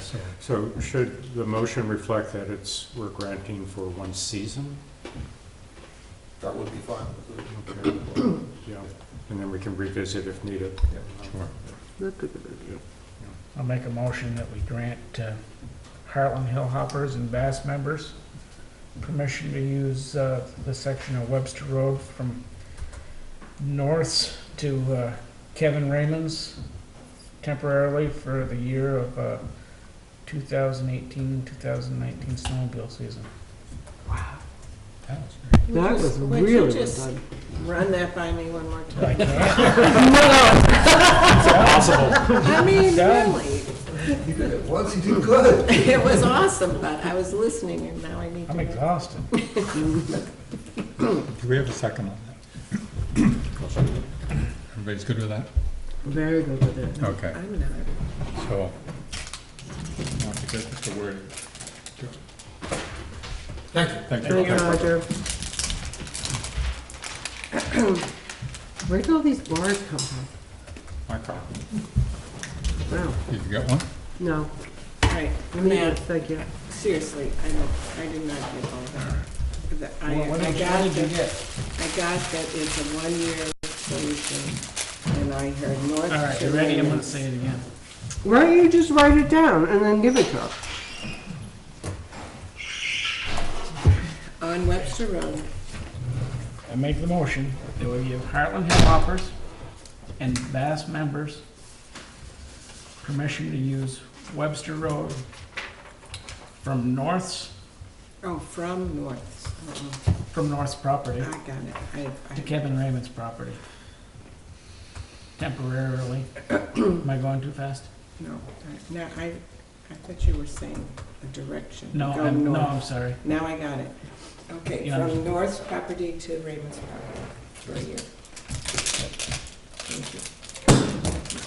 He said the 2018, 2019. Snowmobile season, or year, or whatever. Yeah, so it's out or for this year.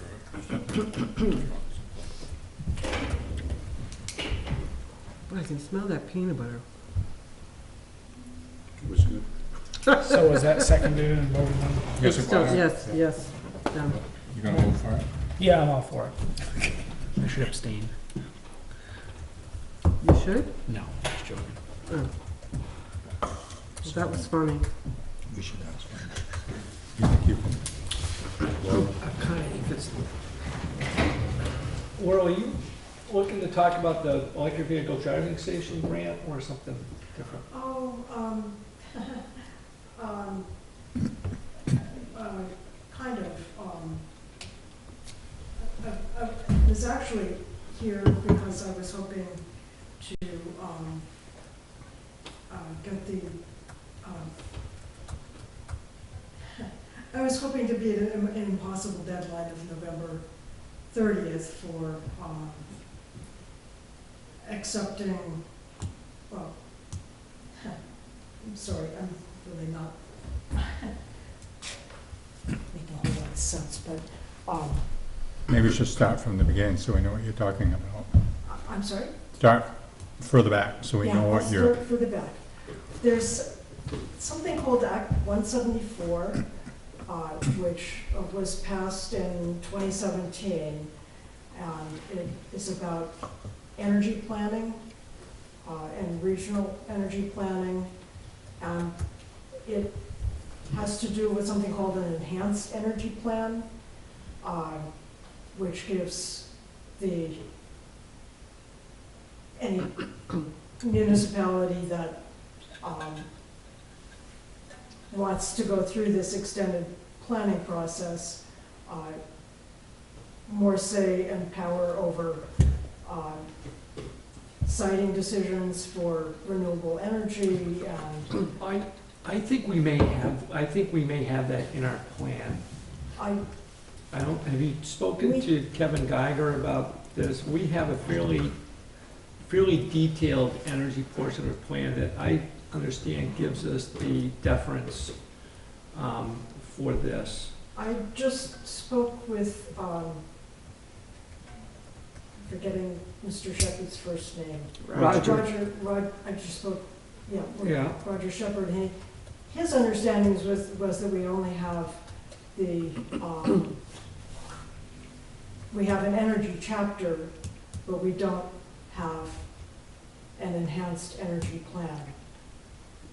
It outlines, and you'd have to look into what is the enhanced energy plan, which would entail a Two Rivers Ottaquechee conversation, but it details, we have labeled on a map, for instance, the siting that is down on Ferry Road technically didn't need select board approval because it's listed in the town plan as an acceptable site for solar power. So they didn't need, so we've essentially outlined where we would like this to happen, which I understand is part of the enhanced energy plan.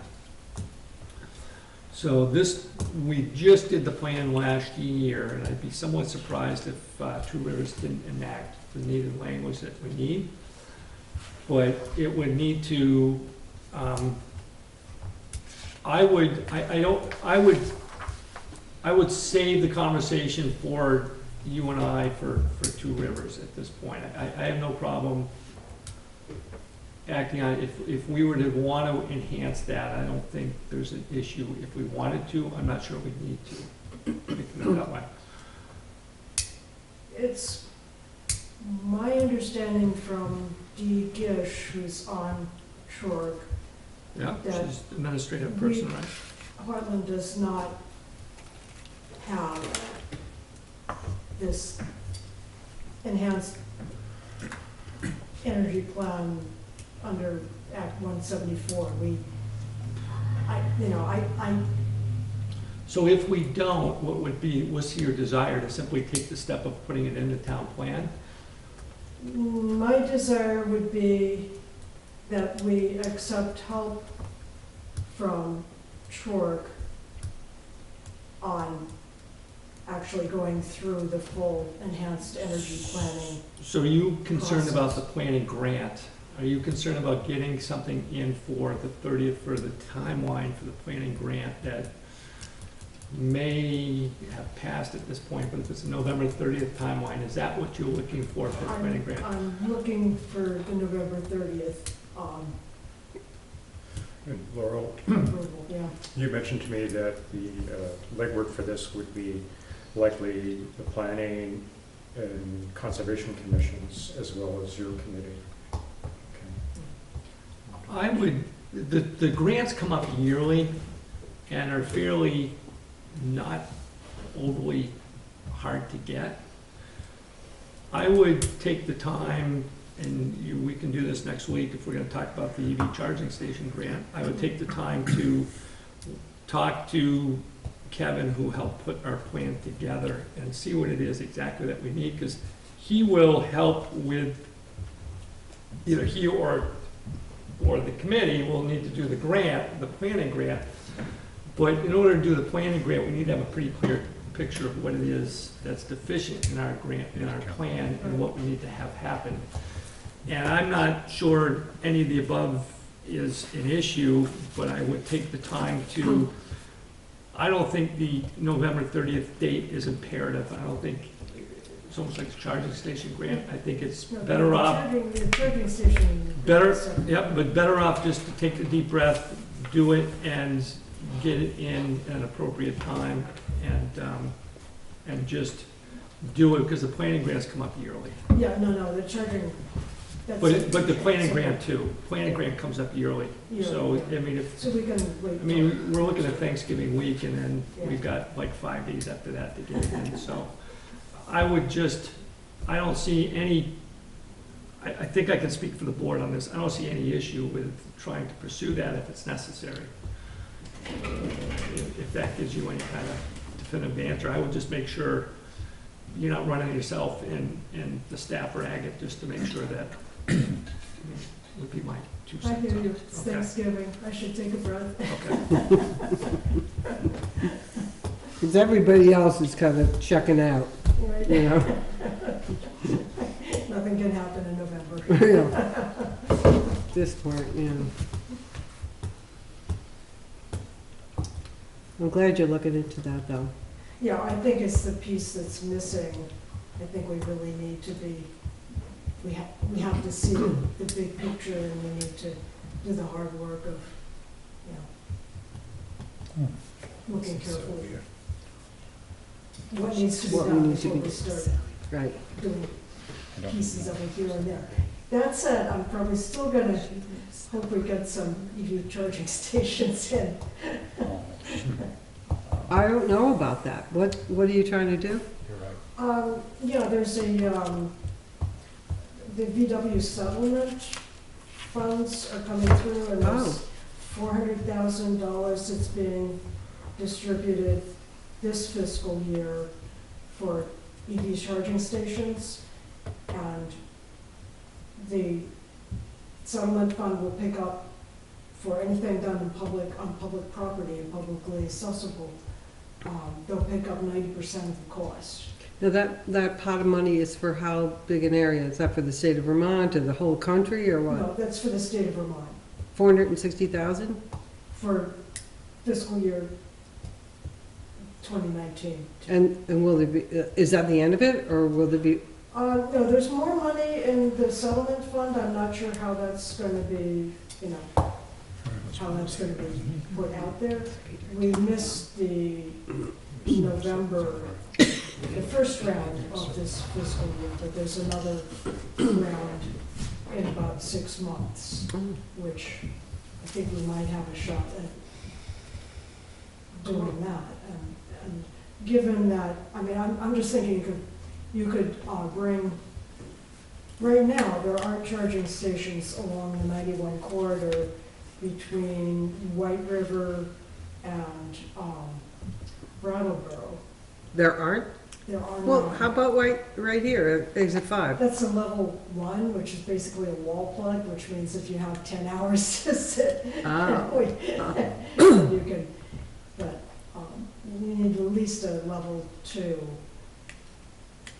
to really be useful. I mean, yeah, if you have an electric vehicle, you can leave it plugged in while you're, you know, using the park and ride, but it's basically no better than plugging it at your home. So, but the good thing about that is that we do have the wiring already there.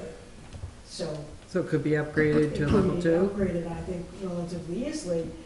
But then on the other hand, I mean, this is a whole discussion that you guys probably rather be going home than here, but it's complicated. It cannot be done quickly. We have to think about it, but. Mary, just to remind, we do have deliberative session possibly. Oh, sorry, okay. Moving large. Yeah. And Laurel, just a quick thank you for the 2 workshops the committee ran.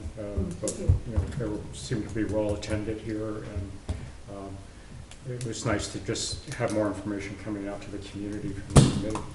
Yeah, it felt good to us too, and the listserv is just so amazing. Good. Okay. Thanks. Thank you so much. Yeah, if you like candy or rice or whatever. Thank you. Okay. Right, so let's move along. We've got, you want to deal with your adjustments to the meeting? We've got a couple things. So we can do the rec band. So the recreation band, the 15-seater, we think has died. So leaving us with 1 band. How old is that? I think it's about 8 years old. 8? Yeah, it is 2010. Or 11, somewhere. And there's no, The 15-seater is the one? Yes. there's no repairing that? So we did, I told Martin, John had been communicating, it's at Muniar's. We did, John was understanding that they were gonna rip it apart to find out what was wrong with it. It was better off seeing the graveyard. After I talked to Martin, I said, you know what, let's spend $300 and have them look at it to, you know, I'm just not gonna, you know, I Take their word for it. I need some sort of visual, you know, usually. Should be able to diagnose what's wrong. Usually I should be able to get something for an answer. So, that was Friday. I've been really pretty locked up tight today, so I'm not sure, what became of that. And they may actually have looked at it to find out. On that note, if it is indeed gone, 3 steps. 1, we have used Muniers in the past to go to auction, and they have found those 2 that we have now, they got at auction, and we got a pretty good deal on it. Or we can put one out to bid. If we're gonna do that, it technically is gonna work really if it's new and we're speccing what it is that we want. Or we can go with used, in which case we kind of gotta go with what the marketplace has for used. In which case, so Muniers had one that they found on the auction block that was a 2017, 80,000 miles, going for about 24,500. There was one over in Lebanon, 2017, for roughly 30,000 3,200, but this one also had fairly high mileage to it.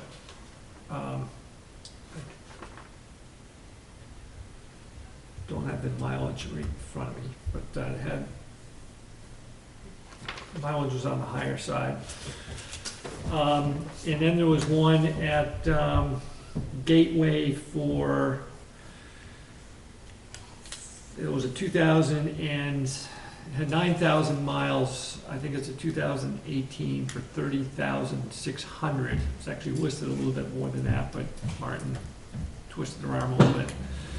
So basically, what I'm looking for here is if the other one is garbage, what's the comfort level here of the board? Do we, How many miles do we put on that Picture van? of that. Is this- That van a year? Oh, there's no picture on that. It's kind of a white one. I can't give you a specific. Can you find the mileage. information? Can you find it or not? I can give you a ballpark figure. But I was wondering about considering leasing from like Ryder or something. That way you get away from the maintenance. I don't think I would go with Ryder. I think that's Or going to be somebody. fairly costly. I think if you're going to rent, you're going to want to go through one of the dealerships and actually just pick up a rental, and probably what this one is coming back as. Oh, really? I think if you go with just somebody that does it for more of a short, on a weekly, monthly type basis, I don't think it's going to be structured as cost effectively as somebody that does it consistently and professionally like the car dealerships do. The only thing in my mind that comes to mind is, the dents and nicks and things. As soon as you kind of scrape it, Yeah. then you start getting. So did Muni's buy that car, So, the one that they have to offer? no, they're just saying, look, we're looking out on the auction horizon, and this is one that's out there now, really the only one that they see, but they come and go. It's an auction report. It's what- They come and go. So that's not an actual. So the only reason I put this out here is at the moment, in this brief snapshot, the used vehicle market almost seems to be better than the auction block at the moment. I mean, that could change, 10 days from And if now. it's a used vehicle, I've been trying to remember there's a service that you can, if you get the VIN number for a small amount of money, you can actually pull up the records. for Carfax. that. I've Thank used you. it twice now. Are you? Went by a new purchase, and then after I wrecked it. And then Yeah. How soon do you need a van? right now, we are using the school's minivan. And I think we can chug along with that,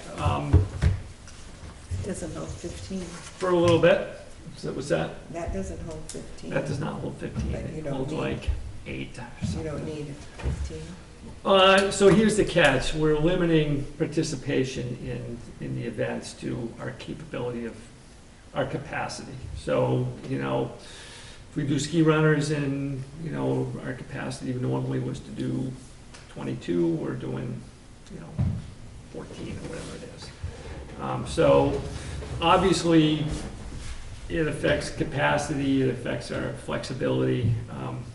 It does, we do after-school events, we do vacations, we do the ski runners every Friday.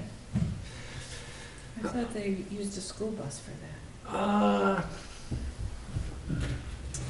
There's certainly more than 14 kids. Yes, there is. It's possible that there is a school I bus. think they use a school bus. But we run Well, there's the something van, to because comfort we the have art run runners. Dan Moranci as a driver from time to time. But, either way, if it is school bus, we still run the after-school programs or the afternoon half-days and the vacations and the swimming lessons. John did say the skiing was in there, but the swimming lessons and et cetera. So we're kind of built around the use of transportation to a degree. Is it something I need to get next week? The answer is no, but I guess what I'm looking for here is there's some delicacy here in that to write up an RFP would be for a new one, so that apples are to apples, but a new one's like 45 grand. The way we've gone is by auction, and I was perfectly willing to go that route, other than the fact that 2 or 3 of these used ones seem to pop up as a better deal.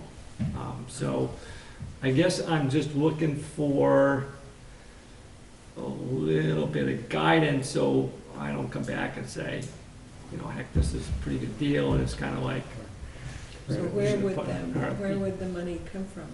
So again, we seem to be running about a year ahead of everything, and this will be presented next Monday, but the Capital Project Fund had the replacement of a van next fiscal year, and the second one the year after. So we're running about 7 months ahead of time here, but the amount budgeted was $35,000 for the 15-seater, and $25,000 for the, I don't know what the other one is, 10 or 12-seater. So that's in the equipment fund, correct? That's in the So the equipment money's fund. there. The money is there. The money That's is there. relief. No, Can't the money believe is there. It would just, it's gonna be ahead of time, you know, we can't stretch it until July. We start running into summer camp, we start running all kinds of things, and I don't think we're gonna last based upon the setup that we've got now. So, you know, they certainly, you know, I said, you know, I gave them an immediate, you know, check with Muniers on the auction block, see what they've got. Right, and I've bought vehicles off auction, and it's a crapshoot. You know, there's no, and it's not much better buying something used from a dealer who's probably not going to give you a warranty, and if it gets 5 miles down the road and drops the rear axle, you know, that's your problem. Didn't any of us give you a warranty last time on the auction? There should be some manufacturer's warranty left on a used one, or maybe even an auction vehicle. Well, what's the mileage? Well, that's what you need to know. Yeah. Well, one of them you said was 80,000. So I can say that on the Ford one from Gateway, that had, you can purchase up for a really high coverage. This you could get a warranty for the Ford. On the other two, I don't have any answer for you on the Muniers one. And I suspect that if it's in good enough shape, the dealers do tend to give one unless it's older. Well, they have probably certified pre-owned sort of stuff. But again, you know, that may be more from the manufacturer than the dealer. So, what, are you getting at something, or? Well, I would feel if there was a local dealer that had a vehicle that you could actually go see and say this meets our requirements, and they're willing to do some type of warranty that's makes fiscal sense. Not all warranties make sense. So I don't think Joe Olmsted Jr. did the research on this one here, the Lebanon one, and John came up with the other one from Gateway. They're both local, we both service it. I just don't know about a warranty on this one. I can't answer you, Gordon, on the warranty in the past for Muniers. Muniers has serviced the ones that we've gotten at auction. Yeah. That I can answer you. I guess what I'm looking for here is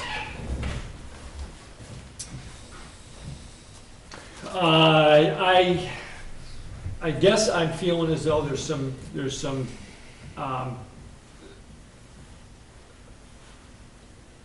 potential with the used vehicle here. It's not going to allow us to go out to an RFP on a used vehicle. It's just you can't, you know, somewhere along the line, one's going to have, you know, one compared to the other. It's going to be a year older, it's going to be a year less, it's going to have higher mileage, it's going to have less mileage.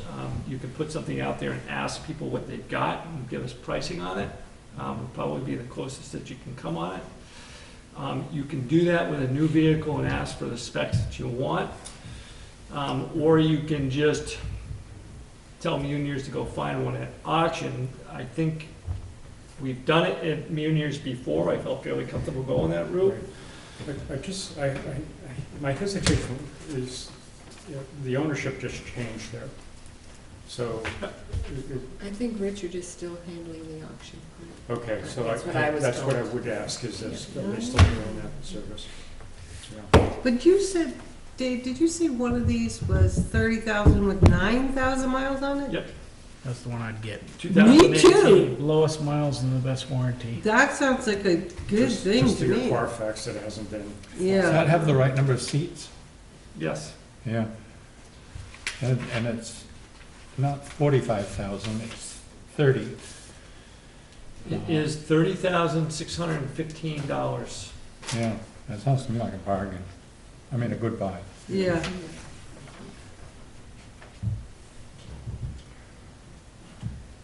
That was kind of our feeling, but without trying Okay. to. That's from Alright. Gateway. Wow, That's we're from all on the Gateway. same page. Woo-hoo. And the only thing is, did we dismiss Matt's suggestion to look at a leasing I hope so. I can't stand that idea. option? There we go, it's gone. No, I know. In the interest of being 8/11. I just, all I can say is, somebody's making money when you do that. Yeah. That's what I always figure. That's the American way. Are you a communist? I mean, you don't want people to make money? The other thing to consider when you're leasing a vehicle is safety. Absolutely. This is not a personal vehicle, No, Right. so, and that's another reason for buying one that's only a year old Yeah. and has low mileage. go look at the one at Gateway. It's not deterred by it. We wouldn't Wow. proceed without hearing back from Muniers on what the status of that. Oh, yeah, right, Imagine right, it's at least hearing, you Right. know, okay, Oh, we yeah, put 2 absolutely. hours into this and still nothing Yeah. or something, you know, I'm just, usually you come across a thermostat that's something or antifreeze where it shouldn't be or something going on, but anyway. Appropriations, real quick, 2 of them, I got a question on fire department. They went down last year, couple $100. They are up this year $900. Only if appropriation goes up, they're an appropriation, need to go out and petition. Is this something that we generally have the fire department do, or no? Did you say 900? $900. They were at 62,000 even, I think, and they went up to 62,900. Well, they always make their presentation at town meeting. I don't know that that's an issue. I don't think it's an issue so much for the fire department, but I'd like to come up with a policy for everybody else. I'm kind of trudging here one at a time. What did you say? I'm kind of moving along here one at a time. I think I came to you with somebody, and then the next one I've got, same thing, it's like $160. But they're a little bit different, but generally the policy is if you go up, you repetition. You stay the same. But is the fire department part of that list? Yep. They're an appropriation. I don't think it's such a bad thing to make people get out there and involved and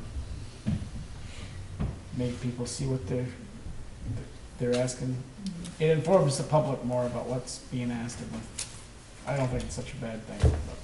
They could get 30 signatures or whatever it is like that. I mean, Oh, yeah. 130. Yep. 130? But still, that's Really? that's 2 days. It's leaving the thing at my. Yeah, It's not yeah. that big a deal. Yeah. No, I like your point. If we were gonna have a policy, maybe it could be by percentage It feels that way. of, so if they normally get 5,000, then it would be whatever, we set it as a percentage change. Mm-hmm. So right now it just says if you're asking for more? When I came on, my impression was if you stay the same, Yep. you go on the ballot as you have in the past. If you go up, you need to repetition. The only thing here is that the fire department's gone down, then it's gone back up. You know, it went down a couple hundred, now it's gone up a few hundred, so, you know, they may have said, heck, if we'll just stay the same, and, you know, they didn't have to go down last year, but, I just didn't, John asked me, I just didn't know where the fire department stood on this. If it's had to have happened in the past, that they went up. Did we just put them on, or? I think they probably did. Yeah, I think they probably did just go on. If they went, I don't think we ever asked them to petition. Well, everybody will just ask for the minimum amount every time. There always is separate article, at least that my understanding, of the fire department. Yeah. Um, I think it's a good idea to, for, as Matt was saying, just the public, outreach. Well, what's the overhead of the petition? Does the town clerk's office have to review them and make sure they're accurate and all that sort of stuff? Yeah. Is there time They do. behind the scenes? It's pretty minimal. It's quite something. Yeah. A lot of towns liken the petition because it keeps people from asking for more. Okay. That's not the fire department, but that's just all, you know, otherwise they'd be asking for X amount. And when they know, when you're an entity and you got 20 towns to petition, they generally kind of keep it, you know, like. What is their total budget? 62,900. And they've gone up 700, down 2 and up 9? I think so, yeah. So hold the thought. The second one is even sillier. So the current Connecticut River Transit has always gotten one. It's been running at 500. Last year, they probably couldn't get their act together. They didn't submit. They weren't even on it. And then this year they came back and they're asking for $160. $160? Yeah. That's it? After 500? After 500, but they skipped last year, so again, you know, that's a hiccup and generally would send them back to repetitioning. So it's just. $160? That's it. I almost didn't even bring it, but I'm just looking for a little consistency here somewhere. Yeah, exactly. What the heck can they do with $160? Wow. They were 150. They were 500 for several years, and then they didn't get it in last year for whatever reason. So we can just throw them on there without a petition? I would put them on as a separate article. So the select board, I do believe, has the authority to grant somebody the ability to go on the article without a petition, which is what brings us here, not this meeting, but a meeting or two ago, on this discussion. But I don't want to do it with, you know, I think that one was a $900 or $1,000 increase over. It went from like 500 to 1,500. It was like Bill's home building or whatever it is. Oh, cover? Cover. They went from 500 to 1,500, and we were like, yeah, that's definitely a noticeable agreement. And prior to that, I just assumed that everybody had to go repetition. All right, I'd like to make a motion that the select board place, what is it, the current? Yep. On the 2019 town warning for their requested amount of $160. Is that right? Sounds good. All right.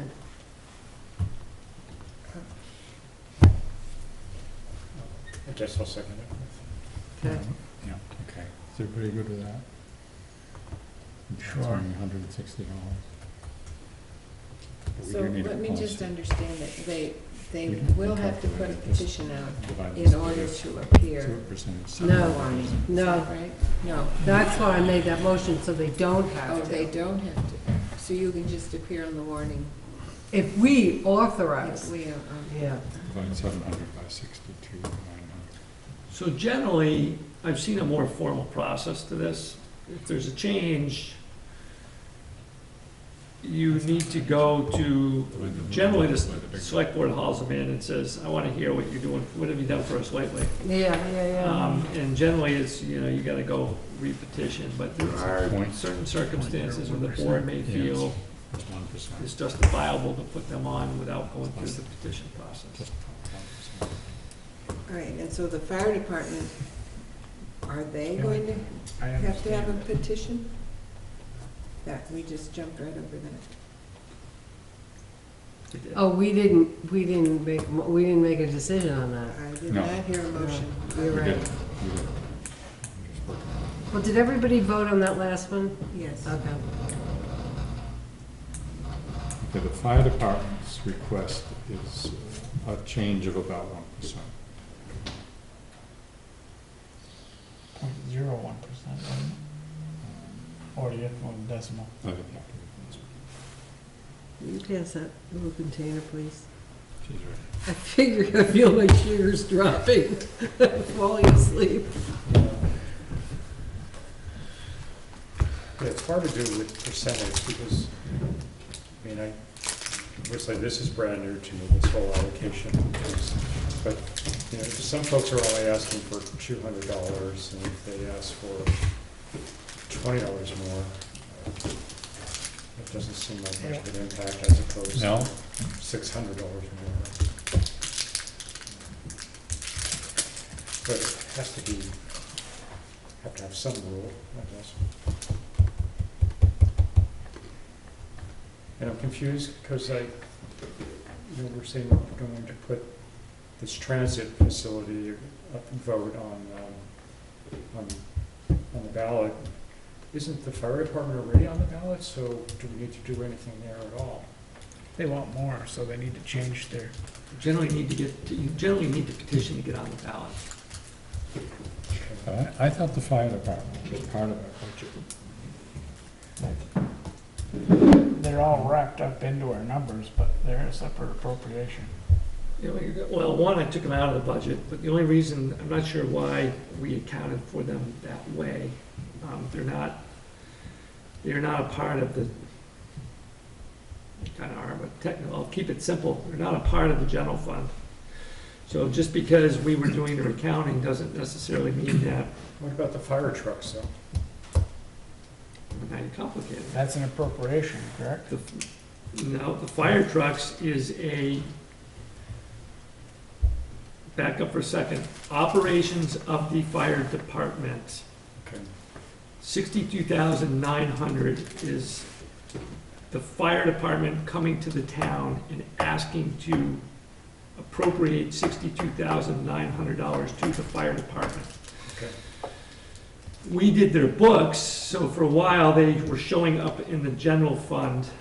And so all their expenses and all that good stuff was popping up in the general fund. At the end of the day, they're an appropriated entity, 501c3, that's not a part of technically the town, us, but auditor will say we're gonna audit you anyways because they're kind of a governmental entity, but so we still do their books. I have taken them out of the general fund and they're just a separate fund that we transfer $62,000 to, and then they expend as their board feels fit.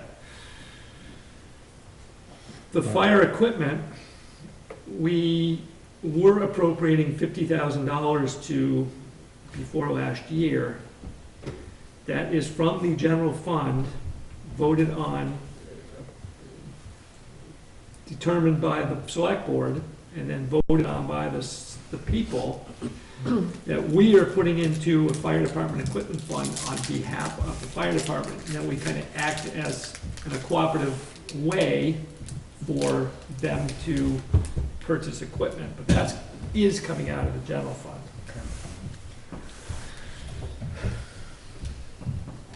So to get back to where we were, do we need to make a motion to increase that for the fire department? Not to increase it, but to allow them to go on without a re-petition.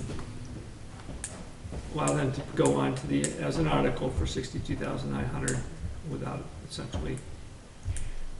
They are definitely gonna do a fine presentation, so that's gonna be well covered in that respect. So- Nothing else changes. So, I guess so. I make the motion that we allow the fire department to, what's the word I'm looking for? To ask for We allow the fire department to, $62,900 debt. Well, to increase their appropriation To- by $7,000. you are allowing them to appear on an article for 60,900. Allow the fire department to appear on an article for $62,900. I'll There's, second it. there should be something in there about an increase, because otherwise, we wouldn't even have this motion. Well, they would have an article though, Right. with or without it. Right. So it doesn't really matter. No, they'd have an article if there was no increase. Correct. They would not appear before us. Oh, wait, so, They're gonna have an article whether. okay, but they would have to petition. Correct. Correct. All right, so that should be part of the motion. The select board's putting the article on the warning. You're allowing them to not, just like you did Right. with the current, Right. the 160. I'm thinking that should be part of the article. What's that? Add the words The without motion, you petition. mean, not the article. Whatever, I'm so tired, whatever Write down I what it say. should be. I got it. Okay. You always- you always To be on there without, to be an article without having to petition. It's part of the motion. Yeah. Yes, I believe it is. Okay. Thank God we're home. Is this the ambulance?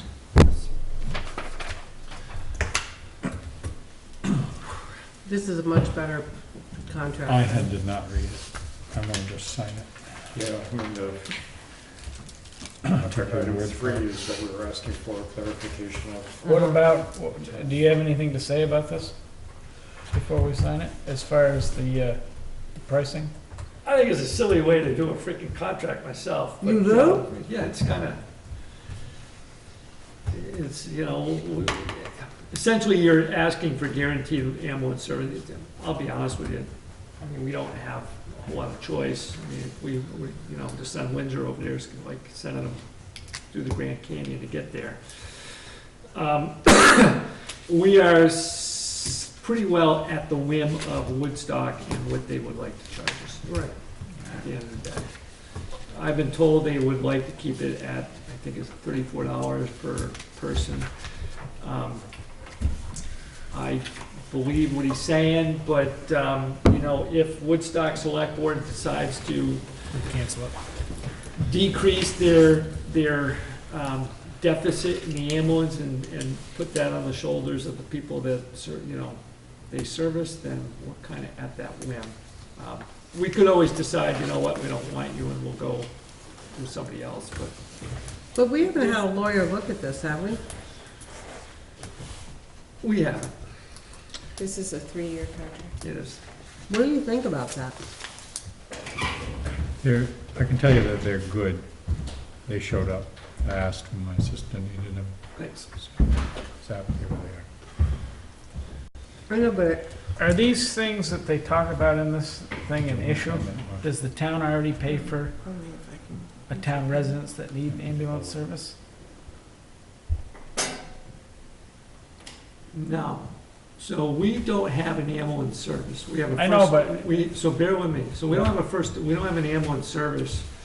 So in order to ensure that we have somebody that is going to respond, when someone from Hartland calls 911 or the Hartford dispatch, they're gonna dispatch somebody out there and do it. Now, you might say, the goodwill of Woodstock to send to Heartland, they're gonna come regardless. Well, I would say that's gonna work for all of about 5 calls until they say, hey, what do you got covering over there? If you want us to continue to go over there on a consistent basis, then, you need to pay for our services. Otherwise, the people of Woodstock are paying for Heartland. And can't blame them. I was part of St. Johnsbury when we did the ambulance service and fire service for other towns, and we did the same thing with our dispatch. But no, if I was Woodstock and I kept sending my ambulance over to Hartland and I was Phil, I'd get kind of peeved after a while. It's just like I've had Tom, poke my shoulder and say, hey, we're sending our fire truck over to Hartland because your volunteer fire department can't respond half the time. And, he's like, that's a whole lot of, I forget the terminology there. Mutual aid? That's a whole lot of mutual aid, it doesn't go unnoticed. So that's why we've got the setup that we do. I think it would be, I don't think that if we were to drop this and then Hartford were to keep calling, Woodstock to respond to Hartford, I don't think that would go over very well. Is that a thing with Woodstock or Windsor Fire Department, in our fire department? I've had the question posed to me, just, hey, we've got a lot of calls lately, what's going on? You gotta... We're a volunteer fire department, that's what's going on. So I ran into, again, I've been part of a bigger town, and the bigger towns, people after a while say, hey, our truck keeps rolling out to, in this case it was Danville or Waterford. Why is that? Why don't we just keep it at home and let them deal with it? That's not how mutual aid works, but it's not like it goes unnoticed. Well, mutual aid is supposed to be mutual. So if it's only one way, It doesn't go unnoticed. Yeah. So eventually they'll say, hey, let's come to some sort of formal agreement on this. In the interest of going to bed or whatever, let's move along. Thank you. So, I'm guessing that we could do without the budget update tonight. Is that possible? You're gonna tell us. Well, it depends on how much the budget means to you. Well, we're gonna meet next. Yeah, that you are. I'm not sure we'd hear anything at 8:30, even if you mouthed it out. It is, I'll give you a brief synopsis, all Okay. 38 seconds of Okay. it. We are running essentially, if you take out the assessments and the appropriations, we're running on budget. Great. However, the legal expenses continue to and will continue to hamper us going into the year. As will the activity center, but I think the activity center is potentially something we can overcome, but combination of the two makes it a little bit difficult. That was great. That was excellent. I can add more. What about the deliberative? Yeah, and we got one Merrick Campbell request. What about the roof of the rec center that's leaking? Oh, yeah. I don't have an answer for you. It's dripping into a bucket when it really rains hard. Oh, my God. Is that a flat roof? No, it's a slate roof. It's an angled slate roof, and apparently we did some work there not too long ago. Where is this bucket located? Right over Young Joe's desk. Well, right the foot to the left. So it's in the room to the left as you go Yeah. down. The administrator of the office is there. Yeah. The guy that had done some roof work before is right in that vicinity where we've been down this path before. Well, is he coming to climb up there and fix it? This particular gentleman that was there once before doesn't seem to want to respond to me, so it would need to be somebody else. And are they the same people that worked on this roof? The guy that I tried calling back, my understanding is yes, the same guy out of New Hampshire there worked on that roof over there. It's not a big spot, but I gave him a call, or two or three. Well, I would think sooner than later would be better. Everybody's busy. Really? I guess so. I couldn't hear you. I just think it ought to be tended to soon. Yeah. Is it a Before specialty the ice job builds up because and, it's a slate roof? Yeah, it is, it does have, not everybody works with slate. Yeah. It's very difficult. I fixed this leak a couple times. Not Yeah, much it's, fun. it is a specialty thing. You know, we got vans, we got budgets, we got intersections, we got roofs, we got other leaks, we got quite a bit. Do you need this list back, or is this for me? Oh, yeah. That's for you. I would like to see that list. Take that one out. Put it under your pillow. No, don't. I need it. Make a copy for you. Oh, wow. Okay, so, I guess then the meeting is done, unless somebody's got something else. Has Please, anybody- God, don't. Everyone's got something, Eric, right? can I see it? Oh, sure, sorry. Is anything else? Okay, so we're adjourned.